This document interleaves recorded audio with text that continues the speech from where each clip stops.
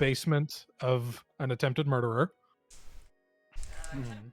And in that basement, you found cultists. You killed cultists. You found out some of the cultists were magical simulacrums, not actual people. You took a few of them prisoner. You rescued a prisoner who you brought with you. And we ended the session with you guys entering the guard's post to begin questioning. So, one sec.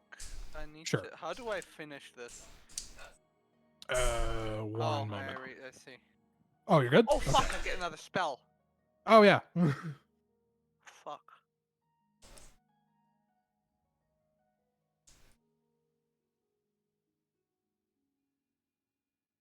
Take your time. I think. So, where we left off, you guys had just entered the guard post.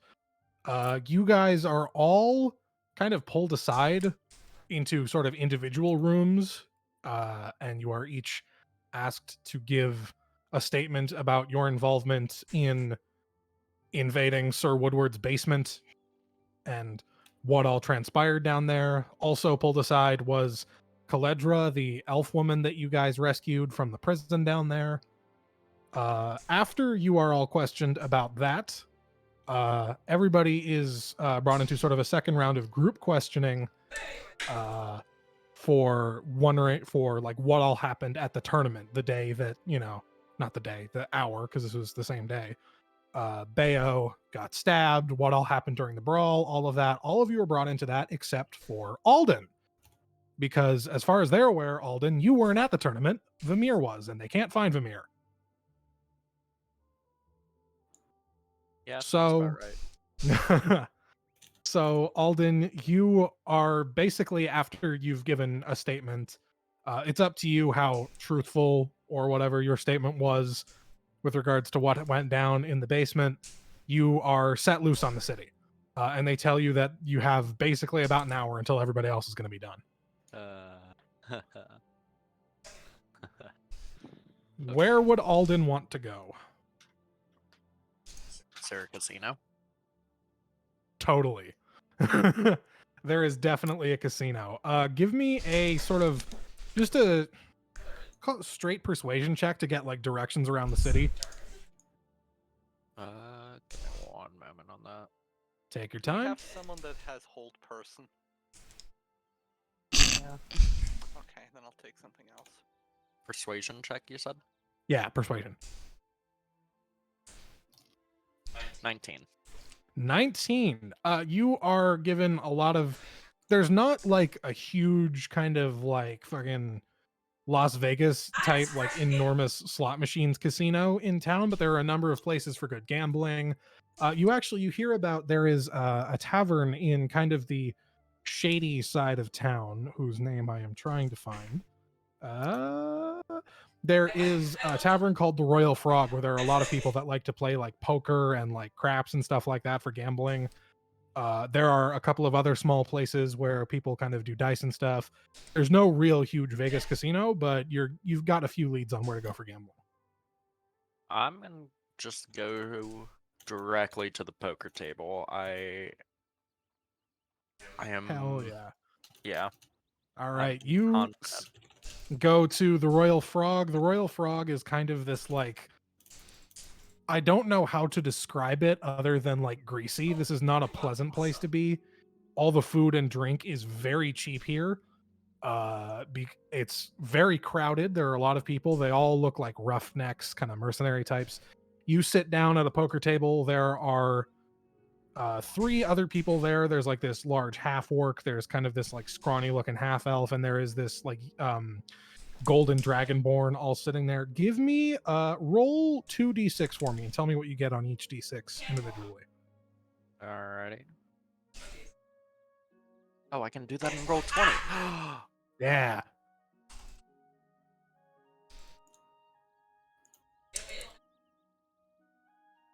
One and one, I believe. Oh, no, that's a 2. Never mind. Okay. Might be. I did 2 1d6, not 2d6. Might be 2 and 3. Okay, 2 and 3. You draw your two kind of like, this is like Texas Hold'em style where you've got two cards and then there's the community hand Yep. type of thing. You get yours. Your hand isn't great as you as they flip over the cards from the community hand. We learned that Ian does not super know the rules of poker. But as they sort of flip everything over, you have is it a straight or a flush? Straight You have is numbers in a row. Flush is 5 of the same suit. you have a straight. Okay. You that my if my memory serves, that is a very good hand. Would you like to cheat? That depends on the straight. It's I don't remember the name of it, but it's the really good one where it's like Jack, King, Queen, Ace, whatever it was. That's the ace high straight. Yeah. Yeah. What you're thinking, the really good one that you're thinking of is a royal flush, which is ace high straight, all the same suit. Okay, you have an ace high straight, but it's not all the same suit. Yeah. I'm not gonna cheat because this is a pretty decent hand, but I am going to try to get some of the other table members to fold. Sure, give me an intimidation check. Pay no attention to the absurd size of the city. That one. So That 6. one. All right. Nobody folds. Everybody kind of like looks at you being super cocky. You're not a regular here, so nobody's super scared by you or anything like that. I'm gonna roll for everybody else's hand really quick. Oh boy. Oh boy. Yeah, you have everybody flips their hands after everybody's done throwing their bets. How much gold do you bet? Shit. No. How much gold I have on me? I'll put in 10. 10 gold. Gotcha. Everybody else puts up 10 gold. You have the best hand. You get the 30 gold from everybody else. Are you just going to keep playing poker the whole time, or? Pretty much. I'm just gonna keep doing that until 6. Cool. I either hit 200 gold or get down to 100 gold. Sure. As you are kind of playing with these people, you notice that like the winds are alternating between you and the Dragonborn that's sitting at the table kind of next to you. Give me we're going to do a contested, just give me straight charisma, contested charisma. Charisma? Bluffing would be deception, obviously. Yeah. 15. 15? Ooh. Okay. In the end, after about an hour passes, you have made 50 gold, and the Dragonborn has made 150 gold. This Dragonborn is cleaning house. Alrighty. Wow. And everybody's kind of patting the Dragonborn on the back. Every hand that they win, they're like, "Oh yeah, Mondre, you're doing good. Fucking take this fucking newcomer to the cleanest, man. You're gonna fucking take all his cash." You said I gained 50 gold? Yeah, you profit 50 gold. Okay. So you had a good day, but Mondre had a great day. Yeah. Yeah. After about an hour, kind of the table sort of breaks up as some of the other guys leave to kind of cut their losses. Yeah. And Mondre comes up to you and says, "That was a good game of poker. You're good at the game." I've been playing since I was a boy. I'm glad to hear. I have as well myself. Listen, I saw you earlier today with some other individuals going into the house of that murderous paladin. Did you, what all happened there? I just give him a pat on the shoulder while I start to turn away and go, "I think you have the wrong guy." I don't know about that. Alden, right? I just stop, turn back. How do you know my name, mate? My people and I know many things. We know a bit about your group too. Would you mind bringing them in? I have some work opportunities for them. Fine work. Me, I am part of a how you say in the common tongue, part of a collective based out of the city of Dumbarton. I'll tell you more about that maybe some other time, but my organization relies on the road between Dumbarton and Aloha to ship product alongside formal trade caravans. Some of my shipments, some of the people carrying them have been going missing lately. I need a group of people who are willing to be a little hush hush about it to look into it.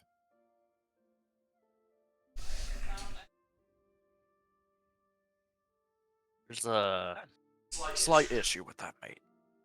And what's Well, that? I don't have any problems with this hush hush nature. Some of the others in the group are a little hesitant to skirt around the law. Well, try bringing them in. I think I can sell them on it. Tell them your friend Mondri sent you. What's the pay like? 500 gold each.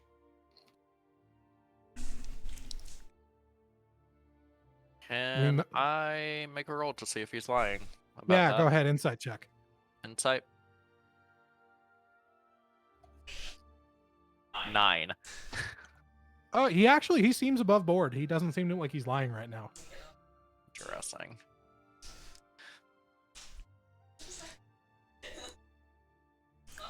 My people know good workers when we see them.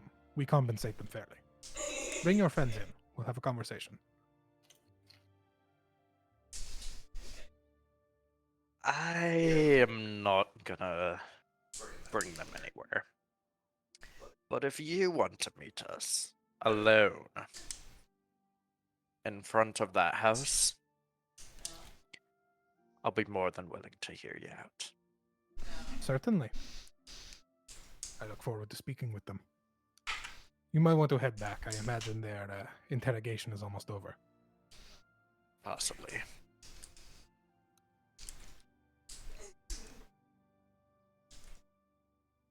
So, after your conversation with your golden dragonborn friend, question mark, what does Alden do?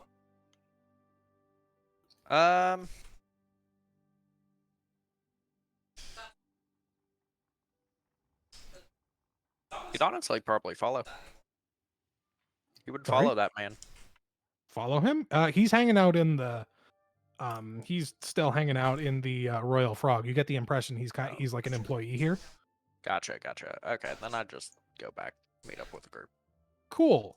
So, after about another hour of you guys being questioned by the guards, the rest of you are let out of questioning, including Caledra, the elf that you were with, the prisoner. The captain of the guard kind of brings you all together once Alden returns and says, "So, we appreciate your help. We're glad that you were able to do all that you've done in assisting our investigation into Woodward. You've basically kind of put everything to bed. In that regard, we'll be able to speed everything along nicely. Lord Maddox wanted to see you at some point today to discuss the results of the tournament."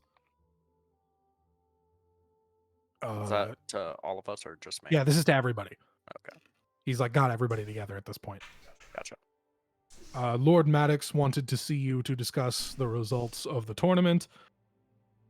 My understanding is that a couple of you have won some of the contests that occurred at the tournament, and he wants to discuss prizing and stuff like that. You have, as thanks for your assistance in this investigation, you are allowed to keep anything you grabbed from within Sir Woodward's basement or Sir Woodward's house, since you kind of went in there. We don't really support vigilante justice, but when it works, we're going to pay for it. We're going to let you do it. um I believe that's everything. You all have one night's free stay at the Plucked Lutestrings Inn, which is in sort of the nice part of town near Wickerman Spire, which is where the Pontifex lives. And before you go, one more thing. Miss Theodora, Yes. there was a courier that was looking for you. I sent him to Greasy's because I was under the impression you had eaten there earlier today. He says he'll wait for you there for the rest of the day. Had some letters. Okay. Well, I suppose we'll head there first. Would you like me to head with you? His tail is wagging aggressively. It's not a fucking ice cream truck. Sorry. You see like a caravan go outside, just like. Sorry, no, it was fucking threw me. Cool. So, you guys want to head to Greasy's first? Yeah, why not? Cool. Give me one sec to change the music. I had music for Greasy's pulled up somewhere. Do I remember where? I like that we have Monkey Greasy's Island music music. now. Yeah. Penis music. Awful. Well, it wasn't that, but No, no. hang on, I gotta find it. No, I'm not actually gonna make it penis music, but that would be funny. Dang, this penis music bops. I hate it here.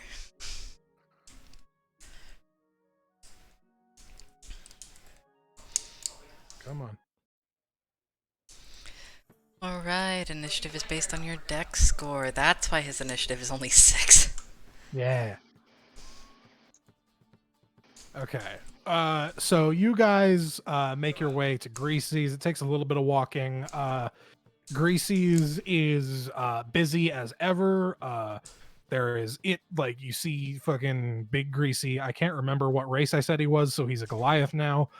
You see Big Greasy behind the counter, kind of like making like a chopped cheese sandwich, and he's like, "Oh, hey, welcome back, guys. It's good to see you. Yeah, do you guys want anything while you're here?" Did a courier come through here? Curry. Oh yeah. He's in the back. Hang on, I'll go grab him for you. Much obliged. He kind of Big Greasy kind of like slaps one of the workers next to him and says, do any of you speak Goliath?" No. I can cast comprehend languages, but it'll take 10 minutes. Maybe a waste of a spell slot for this. Yeah. He says something in a language you don't understand, but you assume is Goliath. And the worker's like, "Oh, yes, sir," and like makes his way over and starts working on the sandwich himself so that it doesn't burn while Greasy goes into the back. The doors are kind of like weirdly shaped in that there's a regular door, and then surrounding that regular door is kind of holes in the wall in which Big Greasy's giant body fits through fine, kind of like a cartoon silhouette, and he goes through it and kind of after a couple of minutes he comes back out with a human sort of young human fellow who is wearing sort of very like light traveler's clothes. As he walks out, he's got a sort of like little parcel, and he kind of looks around the party. Which of you is Theodora? That would be me. Ah, yes. Here, he kind of reaches into his bag and pulls out a bundle of letters and a small box, like a cardboard box that's like all taped over like UPS. And he hands it to you. He says, "This is from who is this from? This is from someone with the same last name as you. I don't know if that's your mother, or your father, or your brother, or your sister, or what. It's from family. Here you go." Okay. I would have gotten it to you sooner, and there wouldn't have been quite as many letters, but it was hard to find you. I was told you were in Igraltsi, and then you weren't in Igraltsi, and then I was told you were in... traveling. I'm a missionary. well, then I was told you were in Nahamea, and then you weren't in Nahamea, and then I was told you were on a boat, and you weren't on a boat, and now you're here. So I found you eventually. There are more letters than there were supposed to be. Some of those are a little late. Sorry about that. I need to leave. I am That's late for my fine. next delivery. Yes, good. Thank you. Gonna. Bayo is like peeking over the box. It's not a big box and it's not heavy, but there is something inside. It almost, when you shake it around, it almost sounds like fabrics. Theodora turns around and just sort of looks at you, Bayo. Can I help you? Box. Yes, I can see that. Can I help you? Are you gonna open it? I probably will. Can I help you? Can I help open the box? His tail is wagging very enthusiastically. I take like a dramatic moment to like think about it. Air quotes, think about it. And then I just kind of hand it over to him. Alright, open the box for me, will ya? Rip, rip, rip, rip, rip, rip, rip. Okay, give me one moment. Inside the box is a very tattered, like a battle standard kind of thing, it looks like. Like it would be attached to kind of a long pole or a spear and held high while someone rides into battle holding it up. And it has this design on it. Give me one sec, I'll put it in maps and other such things. By the way, do I recognize the name that was on the sender? Yeah, it's your mother. I don't have a first name written down for that offhand, but it's your mother. Got it. And it has that design on it. Since we're going with Greek naming conventions, it's usually Anna. Yeah, sure. Cool. All right. Is there any like writing attached to it that I could look at? Attached to the banner? No. Okay. Can I start reading through the letters? Sure, yeah. It takes you... Hang on, give me a minute. I have a bunch of stuff written down for this.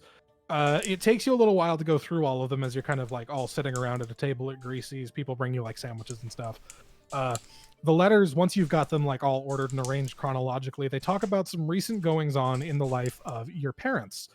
Your mother and father saved some money for a long time while you were out doing missionary stuff, and they were finally able to afford to buy a cottage in a small town near where your home city of Brindle, called Drellin's Ferry. It's this tiny little place, and the letters mostly talk about like boring small town gossip stuff until you get to the two most recent letters. The second most recent letter is from a couple months ago. And it talks about an attack on the town by a small band of goblins that killed a few of the guards. The most recent one comes from about a month ago that talks about a larger goblin attack with hobgoblins, bugbears, goblins, orcs, some of them mounted, and a lot more of the town's guards were killed trying to repel it. In that attack, one of the hobgoblins that died was a standard bearer that was holding up that battle standard that was given to you in the package, with that sort of the flag with the red clawed hand that you kind of looked at earlier. Do I Last recognize that? give me a history check. Oh boy. Oh boy, hold on. I get the sense that intelligence is not necessarily this party's strong suit. 15. 15. You have never seen iconography that looks like this before. You've heard of kind of goblin groups. Can I, from that role, identify, like, the... I mean, obviously it's goblin, but, like, is it indicative of any specific regional goblin culture? You know, I probably have met more than a few goblins being a missionary. That was a history check you made, yeah? Mm-hmm. With a 15 history check, it's kind of similar to... So now I get to do a whole lot of lore and world building stuff here. A long time ago, before the Concorded Empire, all of these nations were kind of disparate and not under the same banner. And in the nation that is now Piketes, this is sort of reminiscent of kind of very, very, very old military and nobility iconography. Very, very ancient. Like older than the Pontifex. Oh boy. So little like 1100, 1200 years old. kind of designs and iconography. Is there a specific reason they sent me this, or is that not named? Yeah, hang on. Sorry, we're getting to that. The last letter ends with your mother, Anna, suggesting that you might want to return home to look into it if that sounds like something interesting to you, and that if you do, maybe bring that burly friend of yours with the fancy sword and the shiny armor. And it ends by saying that your parents are leaving the cottage for now and moving back to Brindle, your home city, until all this goblin business blows over. That's very unusual. How how usual is it for like goblins to act uniformly like as a political entity? It varies a little bit. It doesn't happen like sort of nomadic tribes like that don't do this kind of thing super often, but with goblin tribes specifically, if they have a sort of very military minded hobgoblin leader, this kind of thing can happen sometimes, although it's pretty rare in Piketies. And specifically, you come from an area in Piketies called the Elsyr Vale, where this kind of stuff does not happen very often at all.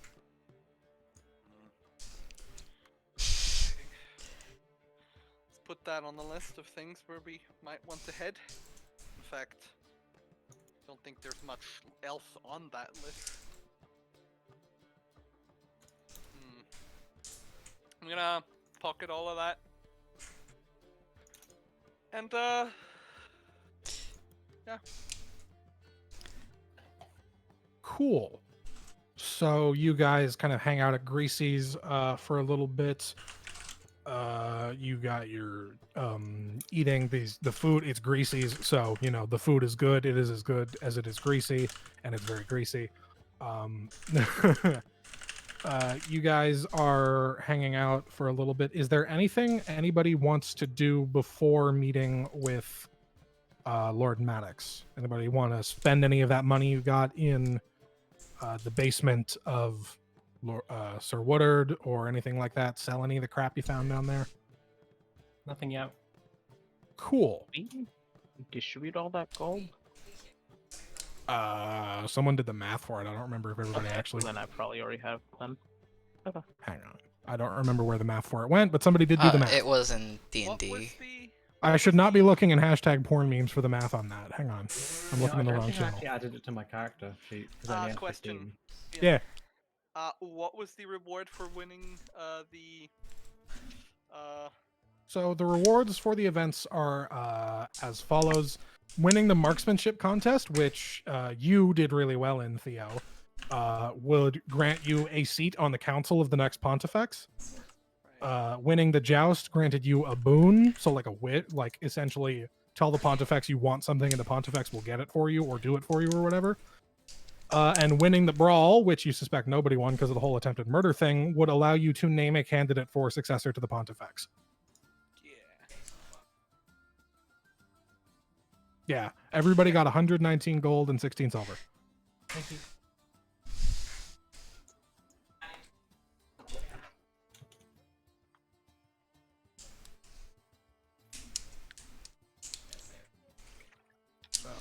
Oh yeah, there's also that wand that has not been distributed to anyone. Oh yeah, you have an unidentified just magic wand. Bayo I tried to is looking at it like it's a stick and very heavily considering chewing on it. I'm gonna take it from him before he does something unadvised. Can I try and identify that? Sure. Do you have the identify spell? I just realized that I got rid of that. Oh no. Can I try an Arcana roll? Sure. Give me an Arcana check. 10. I thought 10. that was a 1. I had a fucking heart attack.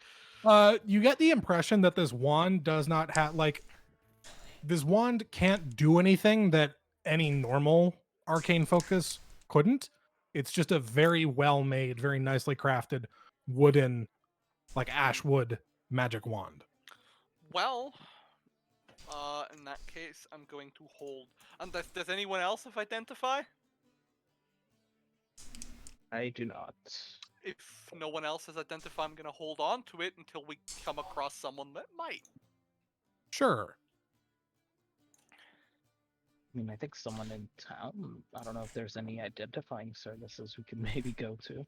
Oh, actually, that reminds me. One of the things that was given to you guys after the investigation, everybody got questioned and gave their statements, was that freaky deer mask that the cultist was wearing.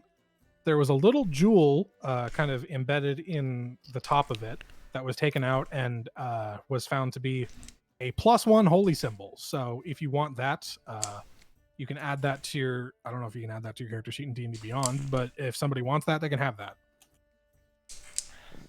So it just gives you +1 to your spellcasting stuff. Let me see. I don't know how I would add that. I don't know if that's a thing in D&D Beyond because I'm adapting something I stole. So bear with me. Got it. You'd have to make it a homebrew item of your own. But I'll make that and add it to your character sheet later. Thank you. Please Complicated. and thank you. It occurred to me as I said it that I was like, wait a minute, D&D Beyond might not have that. You can do it at least in Roll20. Yeah, you can add it in Roll20 if you want, but it's not super important right now. But yeah, you were given a +1 holy symbol that was stolen off of a cultist to a strange god that you are not used to. But hey, I mean, holy symbol's a holy symbol.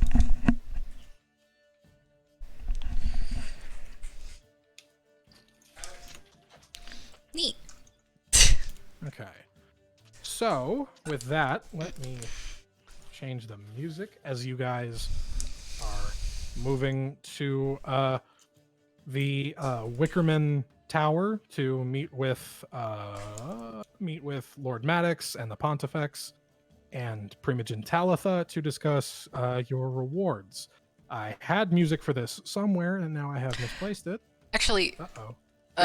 is there a smith just in between here and there? Yeah, you could kind of like take a detour to go find a smith, yeah. I just was wondering if Bayo could just stop by a smith and ask if the lump of silver that he had could be turned into a bar or like a chunk or something. Sure, yeah. You stop by the smith. This is like the smith that you go see is this like weird gnome fellow who's like Is this the same one that cleaned off my armor? No, this is a different weird gnome fellow. You go to the quickest smith on the way to Wickerman Tower from Greasy's is this like weird kind of. You get the impression this is somebody who, in addition to like being sort of a blacksmith, also works with black powder a lot. You get that impression from all the missing fingers and toes, and one hand is gone, and also all the soot and black powder everywhere. He kind of takes a look. Let me take a look at this. Let me see here. He kind of like stares at the lump for a bit. I reckon this would be worth like. Hang on, how much would this be worth? This would be worth. I don't necessarily want to sell it. I was thinking I could, build it on my own if I get some. I'm a trained smith myself, but I just need it into a bar if you don't mind. I don't expect you to want me to use your facilities on their own, and I got some place to be, You want it made into a bar? You just want me to do that? You just want me to... I think I can do that. Let me think here. That'll be... I didn't think about it. Do you want it like... Let me think about this. How pure do you want your bar of silver to be at the end of this? Do you mind it being kind of... do you want it blast forged, or do you want it like regular forged? I just need it in a usable state. I can purify it myself later. Sure thing. That'll take you, if you give me... let me think here. I'm only forging a bar of silver, so I can't charge you more than 1 gold. Give me 1 gold, and I'll have it ready for you at the end of the day. Done. He hands him the gold, and then kind of is Perfect. wagging gently. You like put the gold... You like hold out the gold, and he reaches out and then remembers he doesn't have a hand on that arm and reaches out with the other arm and grabs it and kind of looks at it and he's like, yeah, that's real. He like bites it. It's like, yeah, that's real gold. Okay, cool. I will talk to you later. Perfect. And Love with it. that, you guys make your way to Wickerman Tower. I'm still learning Fredboat, so changing the music is going a bit slower than it normally would, but I was having problems with my usual way of doing it, so we're doing it this way today. You guys get to Wickerman Tower. Wickerman Tower, you were not here during the big feast. They kind of like rented out a more modest banquet hall somewhere in Fort Rose, closer to the docks. This is at the very center of the city. This is the tallest building you have ever seen. It is enormous. It is mostly made of wood, which is a little concerning to any of you who are architecturally minded, but I assume that's not many of you. It is huge, like hundreds of feet tall. You get in, and sitting kind of in the ground floor lobby is Lord Maddox, glowing skeleton eyes and all. Oh, yes, you're here. It's good to see you. I heard about some of your business dealing with the whole Woodward thing. I'm glad you all got out in one piece. Hello, skeleton daddy. Are you ready to meet with the Pontifex and all that to discuss, the business of your rewards and things like that? Dun. Yeah.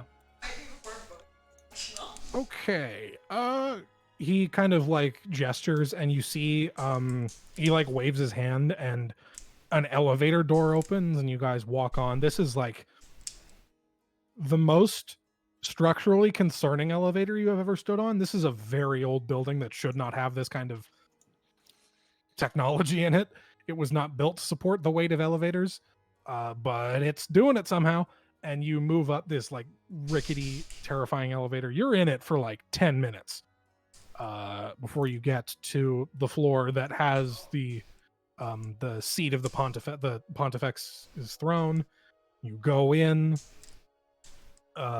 Sort of Lord Maddox steps in first and gestures for all of you to follow. As you go in, you see there is the Pontifex, who has like this giant, enormous, like golden and covered in jewels throne that he has propped his wheelchair into the seat of and is still sitting in the wheelchair. And you see standing next to the throne is Primogen Talitha, who you guys saw at the big feast and at the tournament.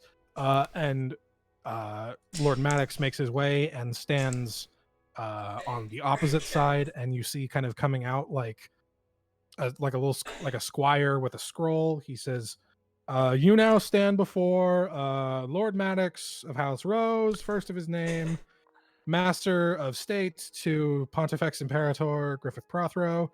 You stand before Primogen Talitha, Primogen of the Court of Seers, first of her name, and Master of Church to Pontifex Griffith Prothero, and Pontifex Imperator Griffith Prothero, fourth of his name, leader of the known world, and herald of the Concordant Empire. I would tell you to kneel, but he wouldn't want me to tell you to kneel. I don't think he wants anybody to kneel. He's a weirdo.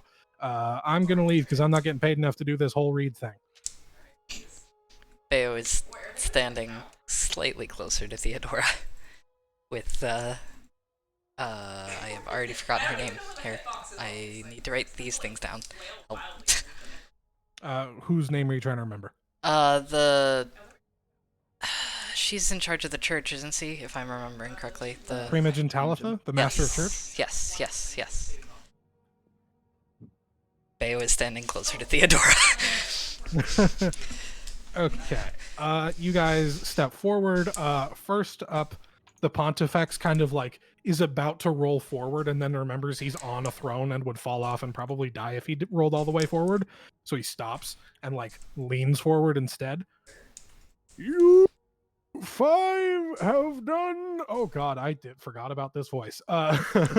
"You 5 have done this empire a great service by dealing with Sir Woodward, the corrupt knight, and so, despite the brawl being ruled as a no contest on account of attempted murder, in light of your contributions, we will offer your group collectively the prize of naming a candidate for successor to my position whenever I die."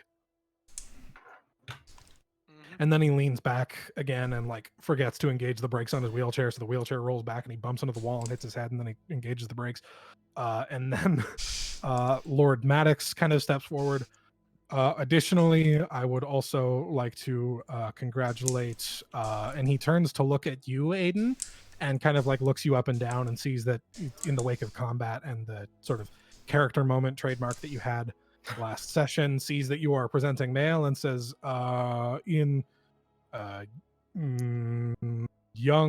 this young noble here has won the jousting competition, and so you have won the boon of the Pontifex. Any request you want to make of the Pontifex, you can make. Yeah, and then he kind of steps back, and Primogen Talitha steps forward and says, additionally, I would like to congratulate you, Miss Theodora, on your victory in the marksmanship contest. You have on offer a seat on the council of the next Pontifex, whomever that may be. If that doesn't interest you, and she kind of steps aside, and someone, the same squire from earlier, who looks very upset that he's not getting paid to do this part of it either, kind of wheels out on a display case, or covered in glass. We have also to offer, if you're not interested in kind of tying yourself down to that kind of permanent commitment for the rest of your days, we have on offer for the winner of the marksmanship contest a custom-made revolver courtesy of Whitewater Munitions, the sponsor of the contest. And you see sitting in the display case this ornately made revolver with the logo of Whitewater Munitions on the handle. I shall have to deliberate on it. Take your time. You have 24 hours to decide what you want your rewards to be. We just wanted to inform you that you had won, and that that the rewards were yours, however you decided to handle that. You have 24 hours to make a decision, so just come back sometime tomorrow. I understand. Thank you.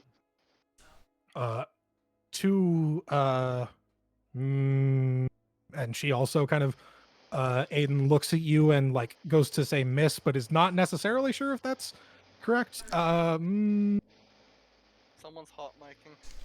Cat. Okay.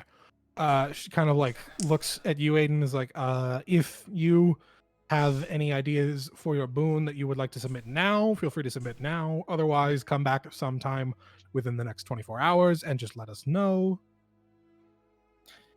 Thank you. I have someone I wish to talk to about this first, but then I will make sure to return promptly and give my answer. Thank you. Certainly, take your time. And you see the Pontifex kind of leans forward again, and he says, I don't know who you're gonna name as my successor, but whoever it is, they better kill me first. And then he leans back again. Can I just sort of, gesture to everyone to, like, come closer? Sure. I would like to note that Bayo has a very... Bayo is a ditzy dog, but he has a very firm look in his eyes right now. Personally, I think I know who I'd like for us to nominate.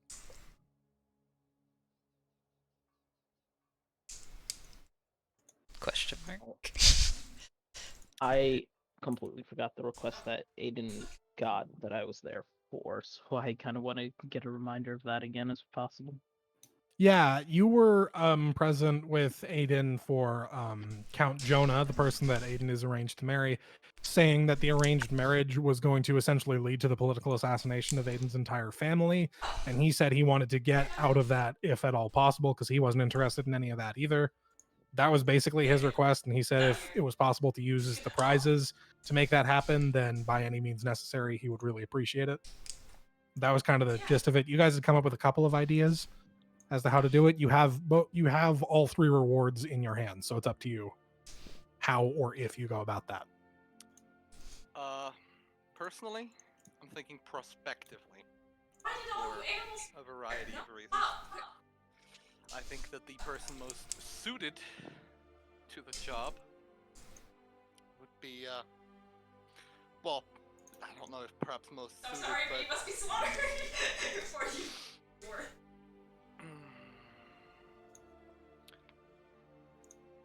There are consequences if this position lands in the hands of somebody that is aggravated, a zealot. Personally, I think we should nominate Lord Maddox.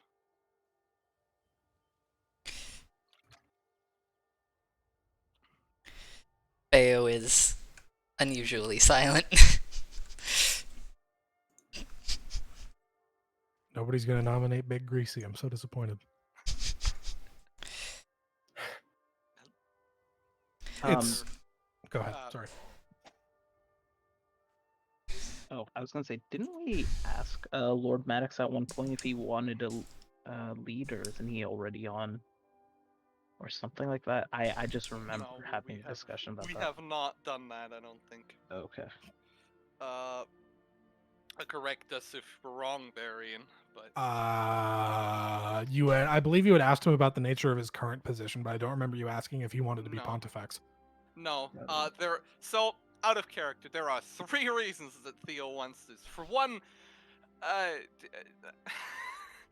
Maddox is, by necessity, the opposite of a hardliner, because, Religious shitpost. yes, he's also, and for a variety of reasons, this would be good for her, and, well, you know, if you want some actual, quote-unquote official reasonings, I don't think that there's anyone that knows the, inner machinations of, the administration of the church than somebody who has stood at its, like, administrative head. Also, the undead usually don't die of old age, so... longevity?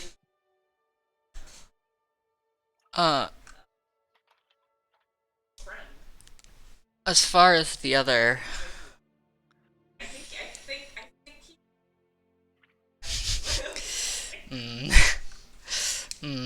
this is... I hate that I have to psych myself up to do something in character that my character is already dead set on doing. Hold on, I'm... Oh no, Leo. I have an inkling of what you're going to do. I am scared.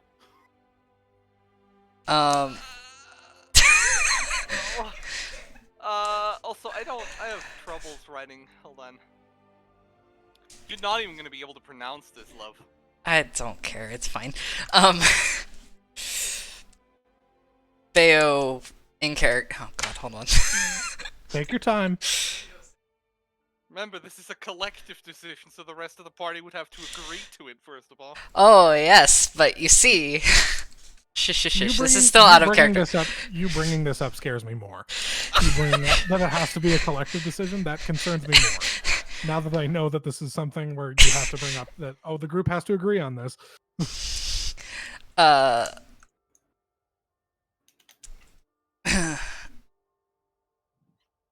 Bayo is going to kind of quietly, like, we're still in the same room with them. He doesn't want the other ones to hear. So as far as all of the rewards go, Aiden, it's probably best for you to use that handgun. I mean, yours are, a custom gun. Come on. That handgun is awarded if I turn down the position on the council. Bayo looks at her. Are you intending to take it? I don't know. That's why I said that I need to think on it. Why? faster. As far as the request, I do think it would be a good idea to... He, like, kind of looked away from her very quickly. I think it would be a good idea to use that to the best of our ability to help your friend, you know? Aiden? We don't know about that. Yeah, we do. No, wait, no, whatever. I don't care. I just whisper back to Bear. I definitely have to use one of these to sort out the situation between myself and Lord Jacob. I don't want family to die. Lord Jonah. What was that fly? The boon is probably the simplest way of doing that, short of astroturfing. I agree. I don't know what that is, but... I would need to talk it over with Lord Jonah, but I have two options currently that I can think of to get out of this arranged marriage. Well, I could either have it so Lord Jonah is given a new identity, Well, I am.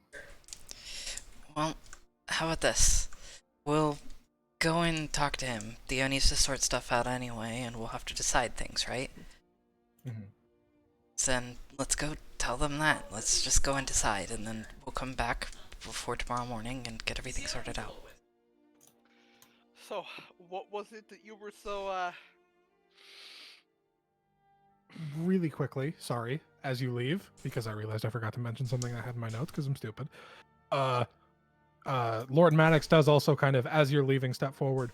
One more thing we forgot to mention, because the scribe's an idiot and forgot to write it in our notes. If you are not interested in naming a candidate for the Pontifex, entirely up to you. You can also just accept a cash prize instead of that. We have alternative prizes for those too. There's no alternative prize for the boon because it's difficult to come up with an alternate prize for anything you want. But if you want, you can just take a cash prize instead of naming a candidate. Entirely up to you. Have a good day. And he steps away and starts cackling like fucking Skeletor because he's a skeleton man. what were you saying, Bayo? He was like staring at Lord Maddox and thinking about all the bones. You looked at me. I look at you a lot. Well, you looked at me like you wanted to say something. It's and he kind of sheepishly, but like in a gay way, looks embarrassed and like looks away. Let's just go get this stuff, you know. Well, yes, we need to reach a decision on who to nominate. Yeah, but we have a lot of things we need to decide. We can discuss it on the way there, can't we? It's a long elevator ride. Tower is kind of rickety.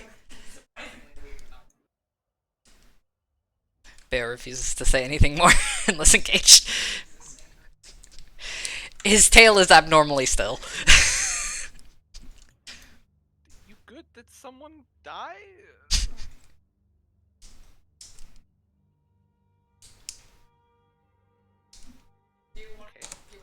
Until he unfreezes, who wants to go get something to eat while Aiden sorts out his stuff?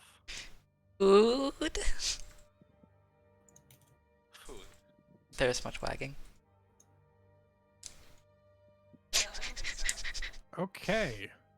So, you guys go down the elevator. I assume everybody else breaks off to go, I guess, back to Gracie's and get some more food, or wherever you guys want. I don't think we ate last time we were there, so like Bayo is Oh yeah, totally down. go to Gracie's, not eat, come back and eat. Yeah, well, While y'all go ahead and do that, Aiden, I assume you're gonna go looking for Count Jonah. Yes. Cool. I'll, I guess, go ahead with if you want me to. Yes, please. Cool. You two kind of make your way to the sort of the area that they had been kind of designated as a rendezvous point. It's this kind of like set it. There is a word I'm looking for. Secluded. That one. Area of the city where there's not a ton of people there that could potentially bother you or leak, politically sensitive information like, oh yeah, no, the Irving family is planning a political assassination. No. This is very this is a pretty quiet, secluded area where you guys can talk freely. He is standing there. Noah is not present, but there he is. he's there. Oh yes, it was good to see you. How's Sorry, I hit you. I heard you won the boon. I'm glad to hear. We can't. Thank you. Yeah. I have some ideas of how to get us out of this situation, but I wanted to hear if you had anything first. What were I'm fine with anything you come up with, but what were your ideas? Well, I'm not sure you're going to like these, but the two ideas I've come up with are either you get a new identity, or I get a new identity using this. How do you mean a new identity? Entire record is wiped and replaced under a different name. different falsified history in the official records, so on and so forth. His eyes kind of like go wide a little bit as like he kind of like thinks about all the implications of that, and I think that would be a little much for myself. You are correct, but if you were to do that for yourself or myself, I suppose it would work either way. But if you were to do that, that would certainly work to erase the arranged marriage. If you were to do that, I would, as long as you're okay with it, I would prefer you not erase my identity. I do own land. I have a county to take care of. I'm fine. That's understandable. I just wanted to hear if you had any other ideas first, because I'm rather unsure what our options are. Should we just ask them to annul the marriage and just go there, or does it have to be any deeper? And I'm asking both of them. I mean, we could request. The problem with requesting an annulment for the marriage is that in order to annul a marriage, you have to be married, and we're not married yet. The engagement. It's possible? I don't know. That seems kind of. The problem is that typically typically an engagement is not a legal contract. Thank you for putting into words I couldn't think of. So we should go. You're welcome. I'm gonna be right back. Take your time. Okay.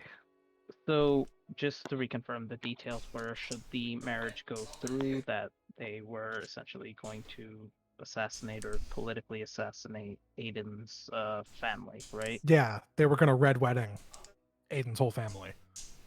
And I guess my question is, He has way more health than I I guess thought both to he did. He is that- not low on health, both of actually. them, how will erasing an identity stop?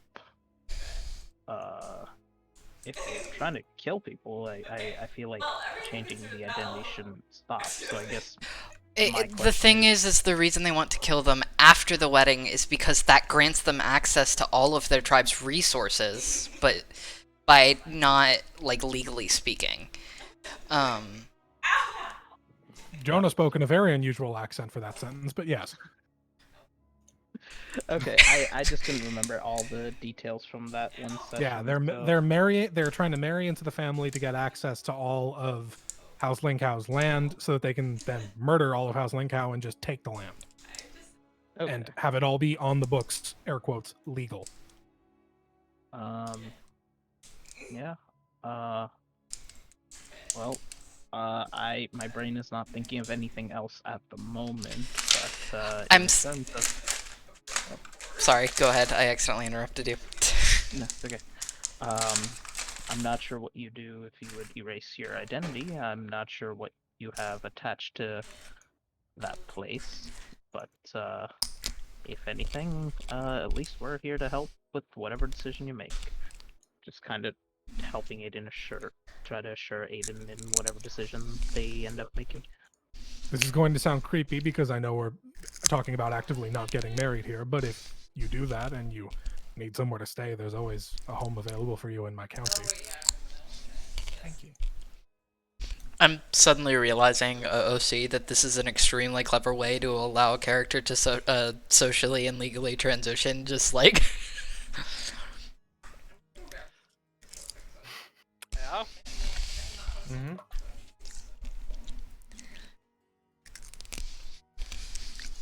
So you had got the health per, but not a lawyer.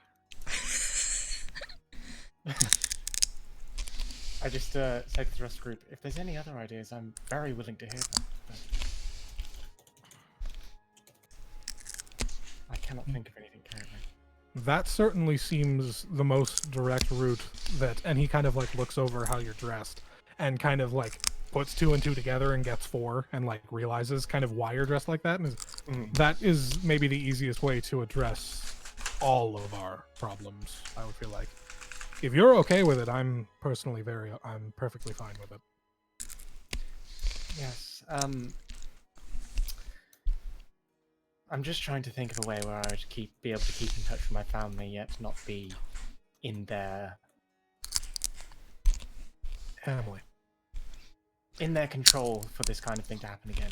Like, I love them, I really do, but Change your last I name also- too. Bayo is eating some leftover greasy steak fries, which are like quite literally steak that they cut into like little strips. Oh yeah, no, like I assume Bayo every time he goes orders the vegan surprise where they legally have to tell you the surprise is that it's not vegan. Well,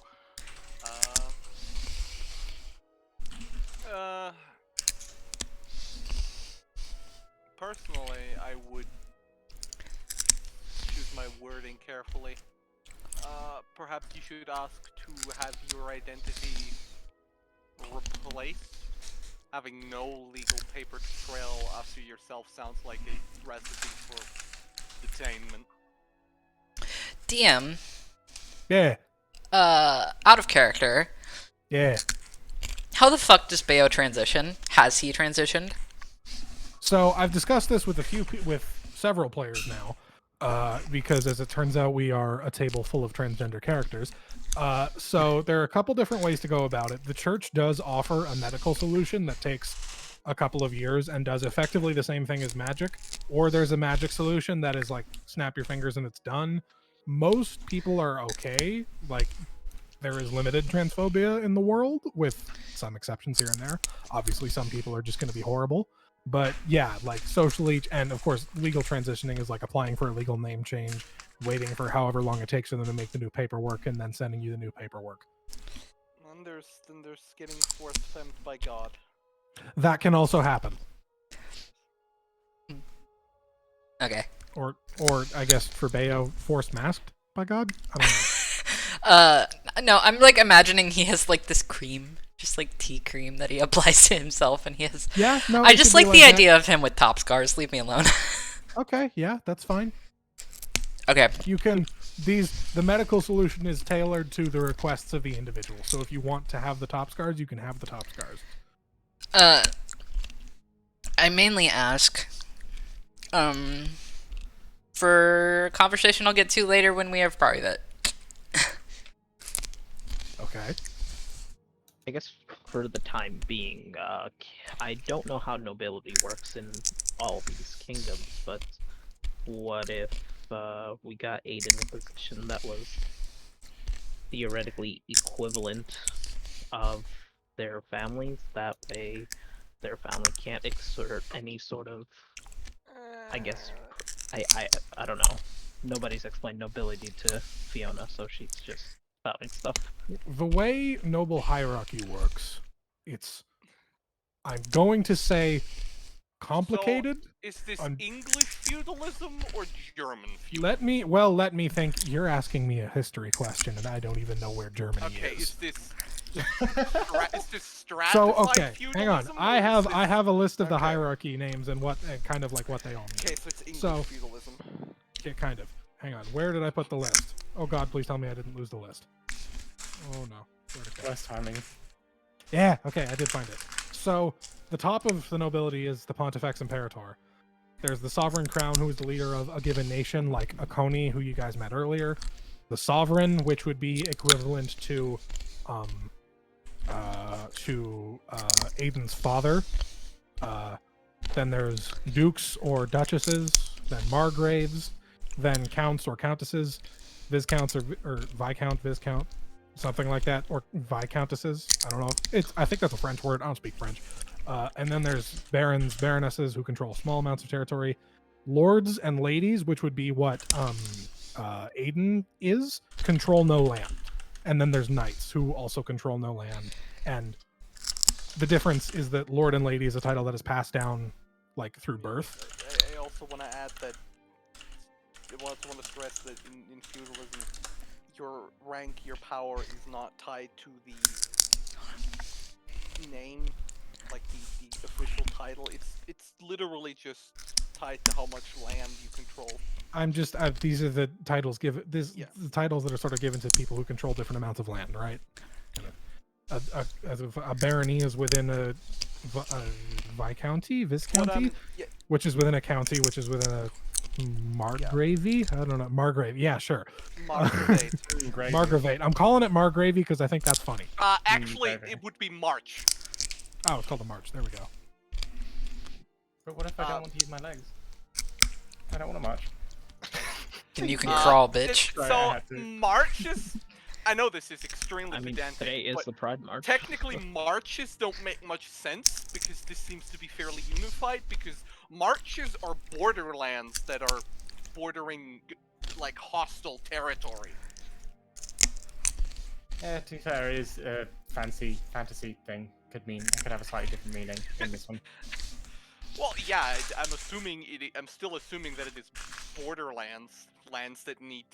So, a Margrave is a much more military-minded title. They're technically, at least in most realms, they were equal to dukes.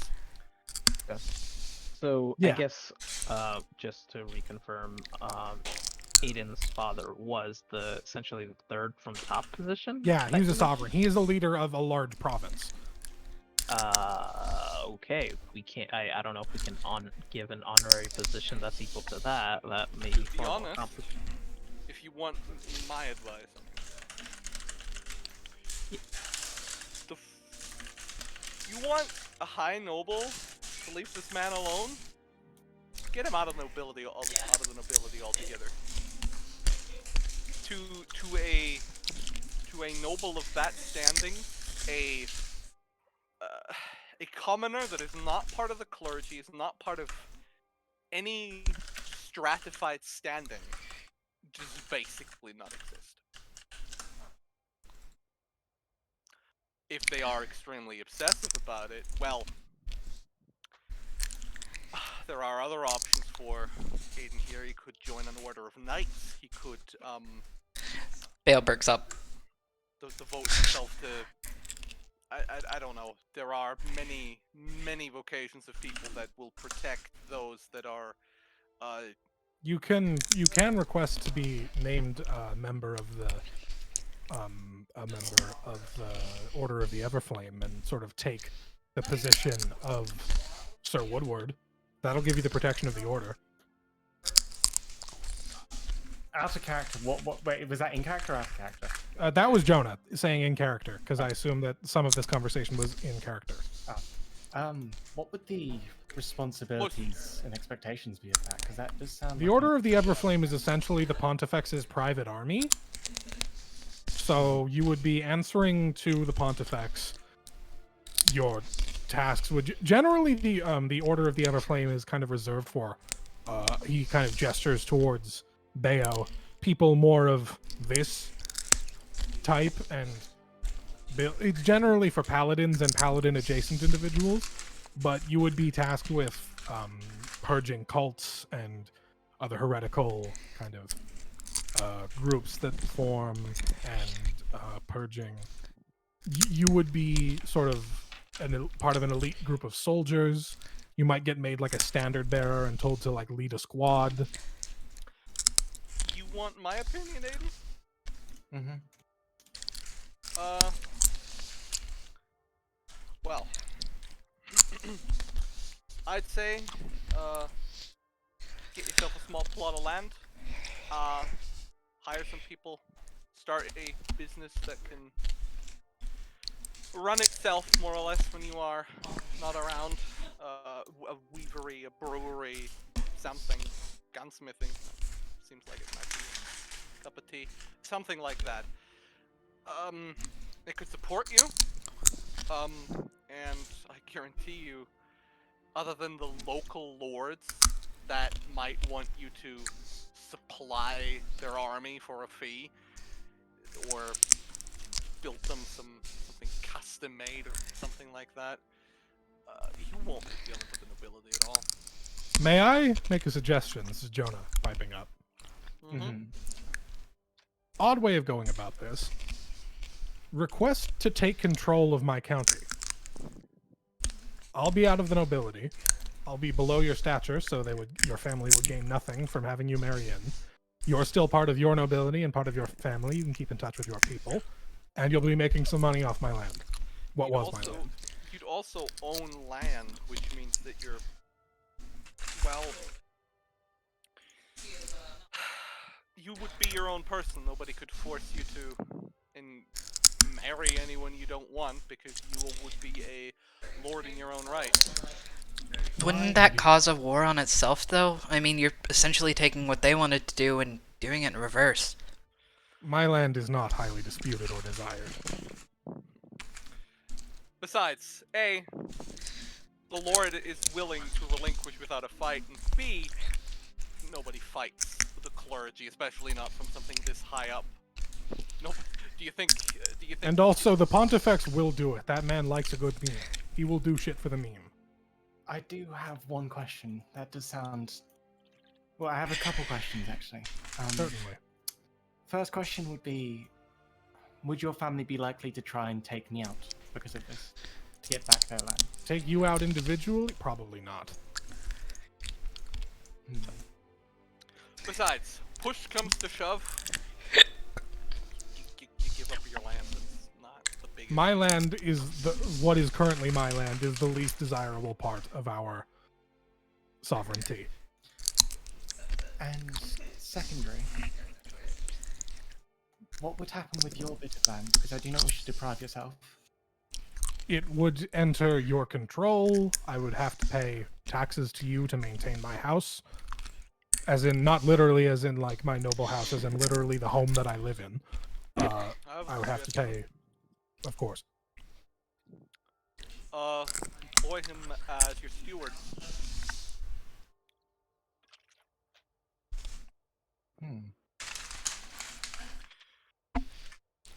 In practice, not really anything would change. You would both get out of your commitments. You could not only maintain your lifestyle, you also wouldn't disrupt any local administration, really. You wouldn't have to move, and, well, it is not customary, but it is not unheard of for,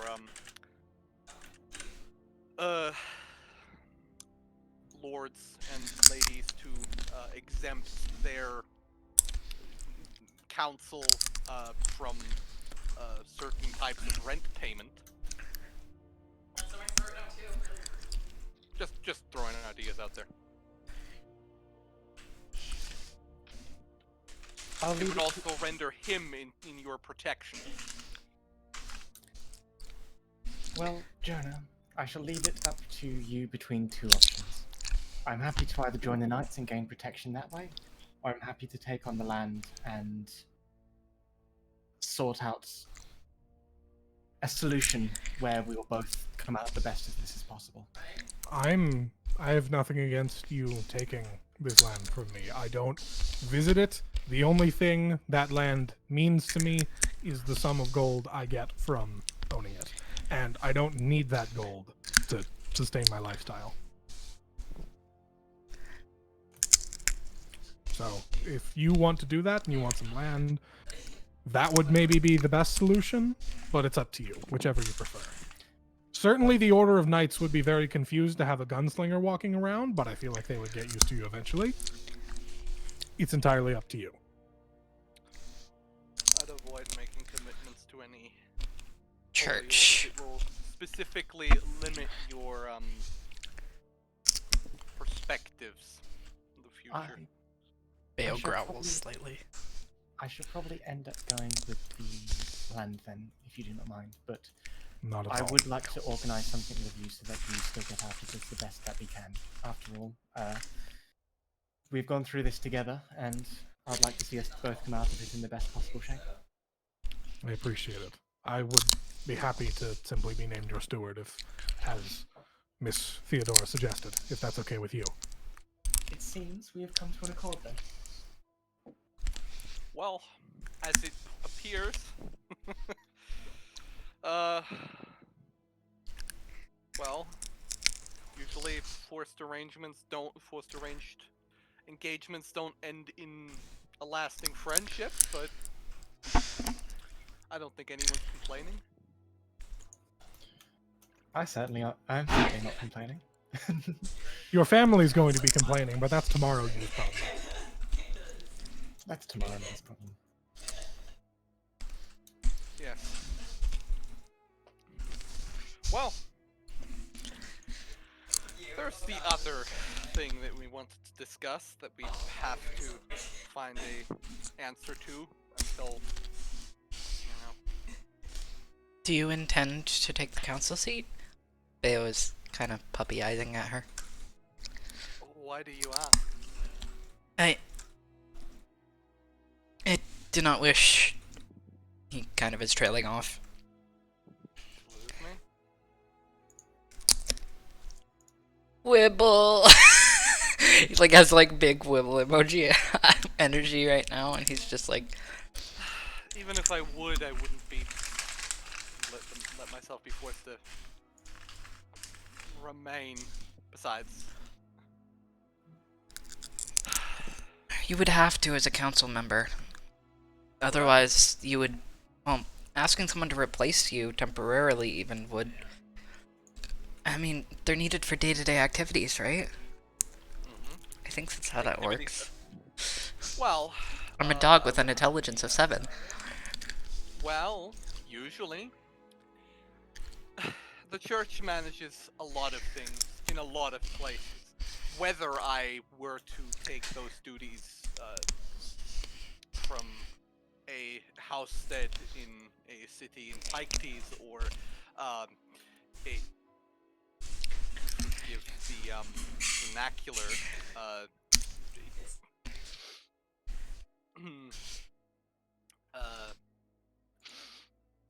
dog hut in the north of Igralsi, it wouldn't make that big of a difference as long as I'm connected to the network of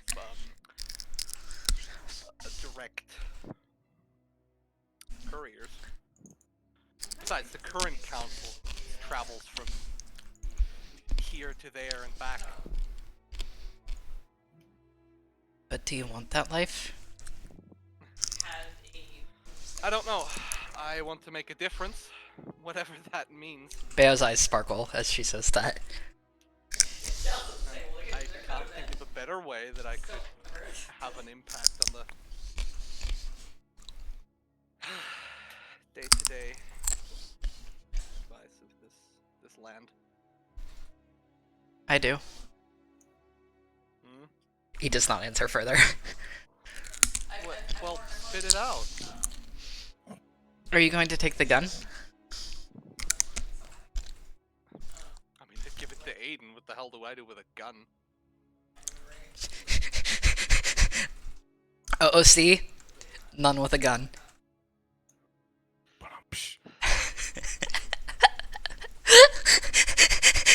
None with a gun, none with a gun.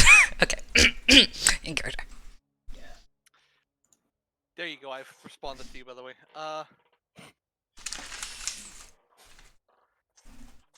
Why? No, Well- that's not right. We have to name a Pontifex candidate. Your suggestion was Lord Maddox, wasn't it? Does anyone else have any suggestions? I'm sorry, Lord Maddox? This is Jonah. You Yeah. want to name you want to name a literal immortal person to the seat, to the highest seat in the land. He has no desire for power. He has the mind of a bureaucrat.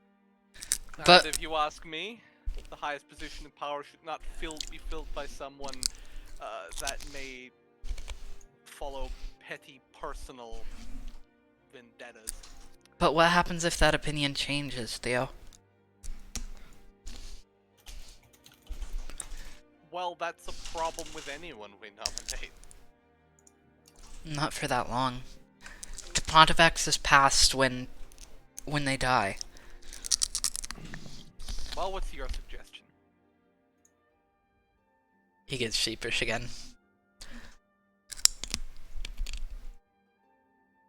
Well, does wait, is their name Jonah who's with us? Yes. I'll turn to him and ask, do you know anything about Lord Maddox that we don't, for you to react that way?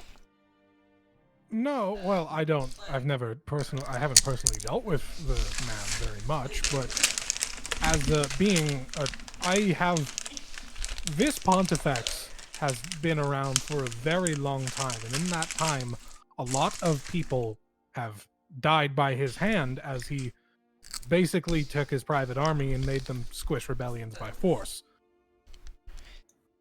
Putting an immortal in that same seat of power for an even longer time might not necessarily be a great idea, but maybe that's just my opinion. I haven't personally dealt with the man enough to know his personality very well. Plus, we haven't asked him if he wants to be the Pontifex. Theo? Well, again, what's your suggestion? She says and starts to drink from her cup. You. I'm serious. No, You okay? Is that in real life? No, that's in character. Oh, okay. They're very good at making, That's some very real fake talk. yeah. Yeah. Excuse me, are you... You wanted to make a difference, and he kind of looks at Jonah almost worriedly for a second, like, wondering if he should hold his tongue. I'm not gonna fucking say anything you say here. You go ahead. The moon... Udala has marked you for greatness, Theodora.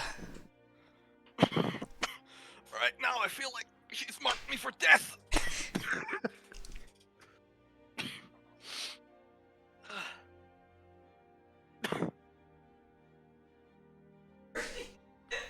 I'm gonna snip my fingers to the waiter. The waiter? Where are we? You're like in a park. You're like in an empty park. You went Oh, somewhere I'm- inconspicuous. I fucking died then. You went somewhere. You just started coughing. You coughed so hard you ended up back in Greasy's. I was Hey. confused as to where we were. No. Damn it. I mean, don't- like they're Well- just roll a d20. Let's see if a waiter's in the park.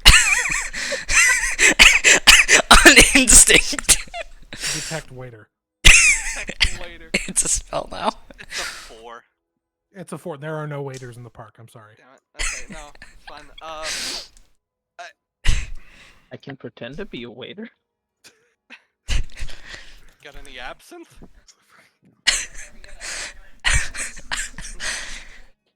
Bale, You wanted to do good. You could do that on the council, but you could do it even more as the Pontifex.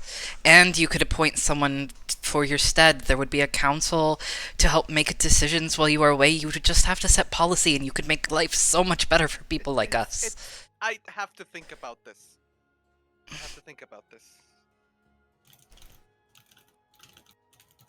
It's worth noting you are just naming a candidate. That's Yeah, there's a chance you well- don't get named Pontifex, Yeah. or well, Lord that's- Maddox doesn't get named Pontifex. We are aware of that. He might name Lord Maddox Pontifex for the meme. I could see him doing that. That sounds like the Pontifex. That does sound like something he would do, to be fair. Well, I mean, as Pontifex, can't you define your own way of working? So on your travels, What my concern is. I don't know whether You are Power higher than the church. power changes people. I'm not sure if I want that. I need to think about that. Bale looks very sad, dog. is there anyone Besides- else? Oh, Besides, I'm sure the other people here have probably many suggestions that none of you have any other suggestions, do you? no, I was gonna ask, is there anyone else we have met or that we could potentially name? Out of character question, is the whole party here at this point, by the way? Yeah, Consider- at this point, I thought this was initially just going to be you and Kat, but no, the whole party's here at this point. Well, can I tell you tomorrow at breakfast? Nod. Gentle nod. I need to go and meditate. He's playing with his tail slightly. Like, nervously. And I'm going to go towards where we were assigned to sleep. I'm going to go there, and once I arrive, I will try and convene with God. Okay. I don't remember what we did for that last time. Hang on. Well, normally I could probably fucking.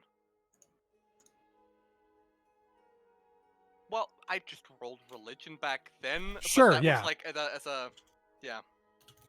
You yeah, sure. Go ahead and roll religion to see what your gods take. If I pray in the moonlight, do I get advantage? Sure. You pray in the moonlight. All right. Well, good, because that would have been a 2. That's a 12. That's Do a I get 12. a connection? Is the signal bad? you you kind of like feel Udala's presence as she goes through the events of today, and you feel like you're like, as this happens, you're also thinking back, and it's like, when you like are watching a video and you like pause it and you're just staring at one frame. Udala like pauses and stares at the one frame of you suggesting Lord Maddox, and you just hear the like bruh sound effect, and that's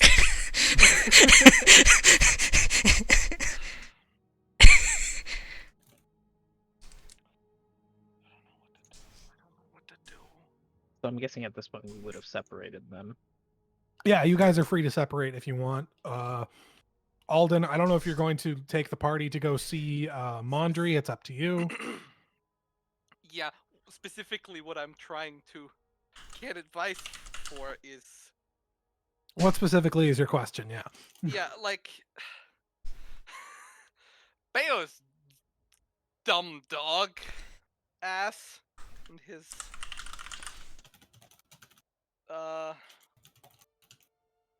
interesting idea.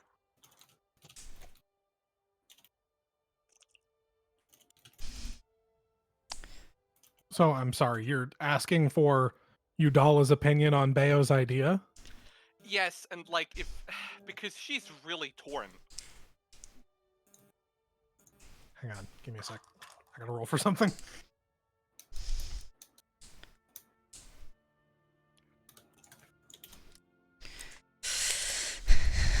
You hear the voice of Udala kind of enter your mind a little bit, like you had earlier today.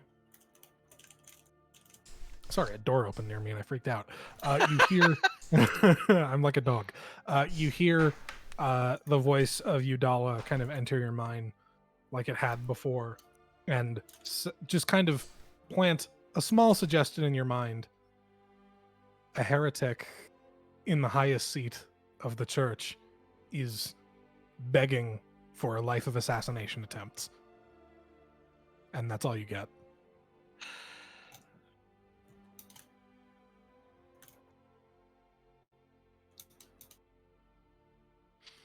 I'm sorry, I just noticed Dew's icon in Roll20.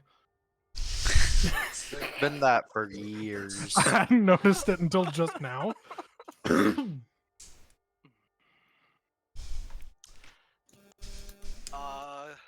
I go to Bayo's room and knock very aggressively? Sure. Uh, Bang, bang, bang.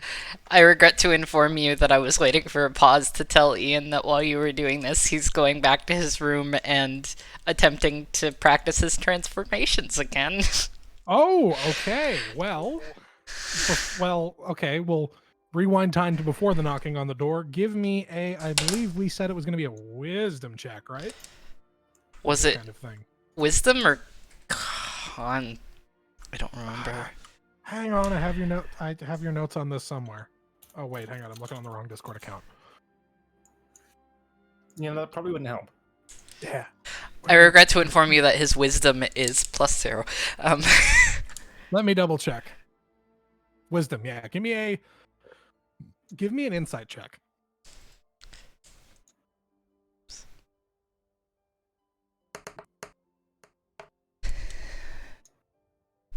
Yeah, it ain't bad. 19. 19. Okay, that's pretty good. You kind of set yourself up in you set yourself up in your in like your room. Yeah, that word, room. You set yourself up kind of in the traditional way that your people are known to for this sort of thing. And you kind of kneel down and focus your mind on transforming, and you shift into your normal shifter state, and you begin to try and move a little bit further. And you kind of feel you're doing it and it's going smoothly, but as you do, you're kind of thinking. You're like, your mind is sort of, you're trying to keep your mind as empty as possible, which is very hard. Even if Bayo's normally no thoughts had empty, it's very hard right now. Well, there's 2 thoughts in there, but let's not go into that. I hate you. 2 thoughts had mostly empty. If it's difficult to keep your mind clear, but you manage to do it with a 19 and keep your mind clear and push a little further than you have before. This is kind of a new record. And as you do, you kind of, your mind, sort of your mental vision is completely blank. And then you kind of feel a presence. You feel something. Not within the room and not necessarily like close, but you kind of like feel a connection to another member of your tribe, another part of the pack of Pyrol that's doing the same thing as you right now somewhere else in Albanach. You don't know where offhand, but you feel that mental connection with somebody. And it jolts you a little bit, and it kind of knocks you back down to just your regular long tooth shifter form, but you were able to go a bit further than you ever have before until you felt that. You've never felt anything like that before when you've done that. This is a completely new experience to you. Mm-hmm. He's going to kind of catch himself as he comes out of it and just sigh and rub his sheathed sword.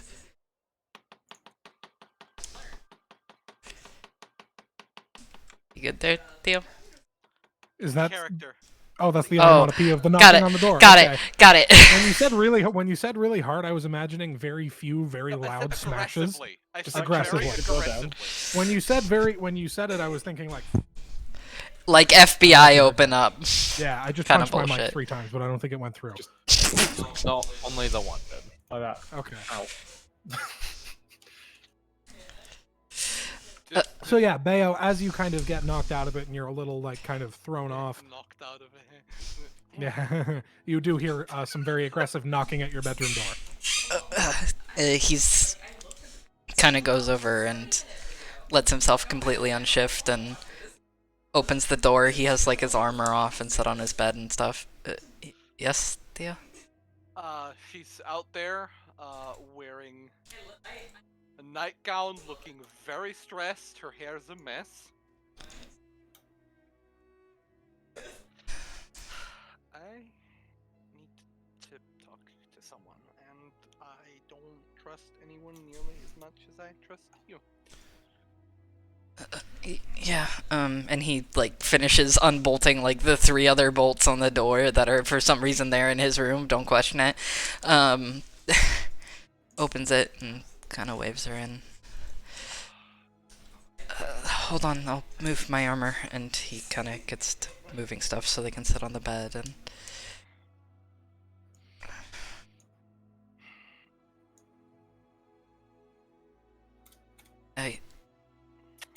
I don't. I know you mean well with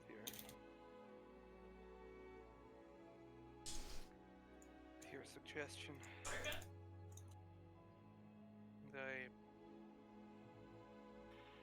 I can't tell you how much it means to me that you think that highly of me, but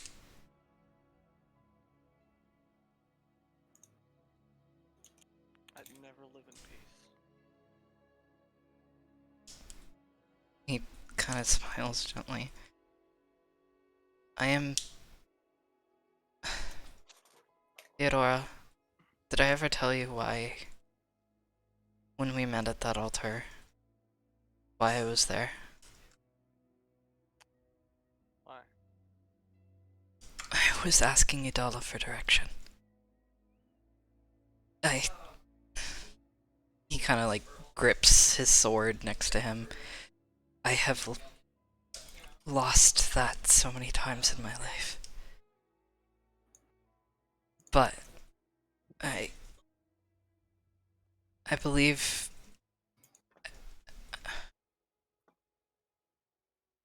she has marked you for greatness. don't know if this is your greatness, but he kind of pulls his sword up to his chest like a teddy bear, almost squeezing it.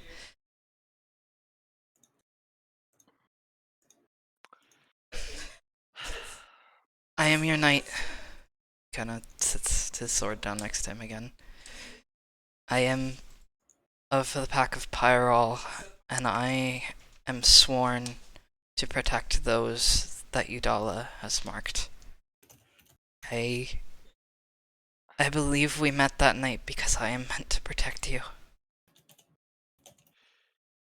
I would be hunted.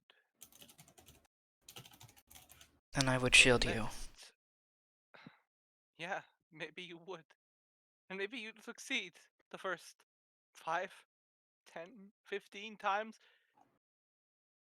But what of the hundreds of times after that?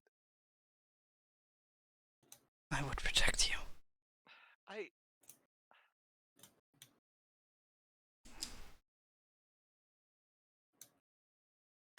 don't know. I can't. I don't. He rolls up. He stops and starts to take his shirt off, just right there, and stands almost aggressively gripping at his chest where his heart is. A very obvious brand of a belt buckle over his kind of, how do I describe this location? Above the groin.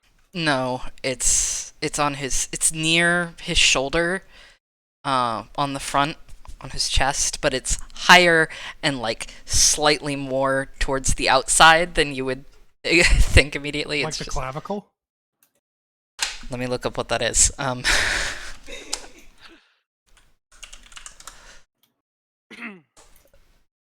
Yes, kind of. Yes, we'll go with that. No, more like the scapula.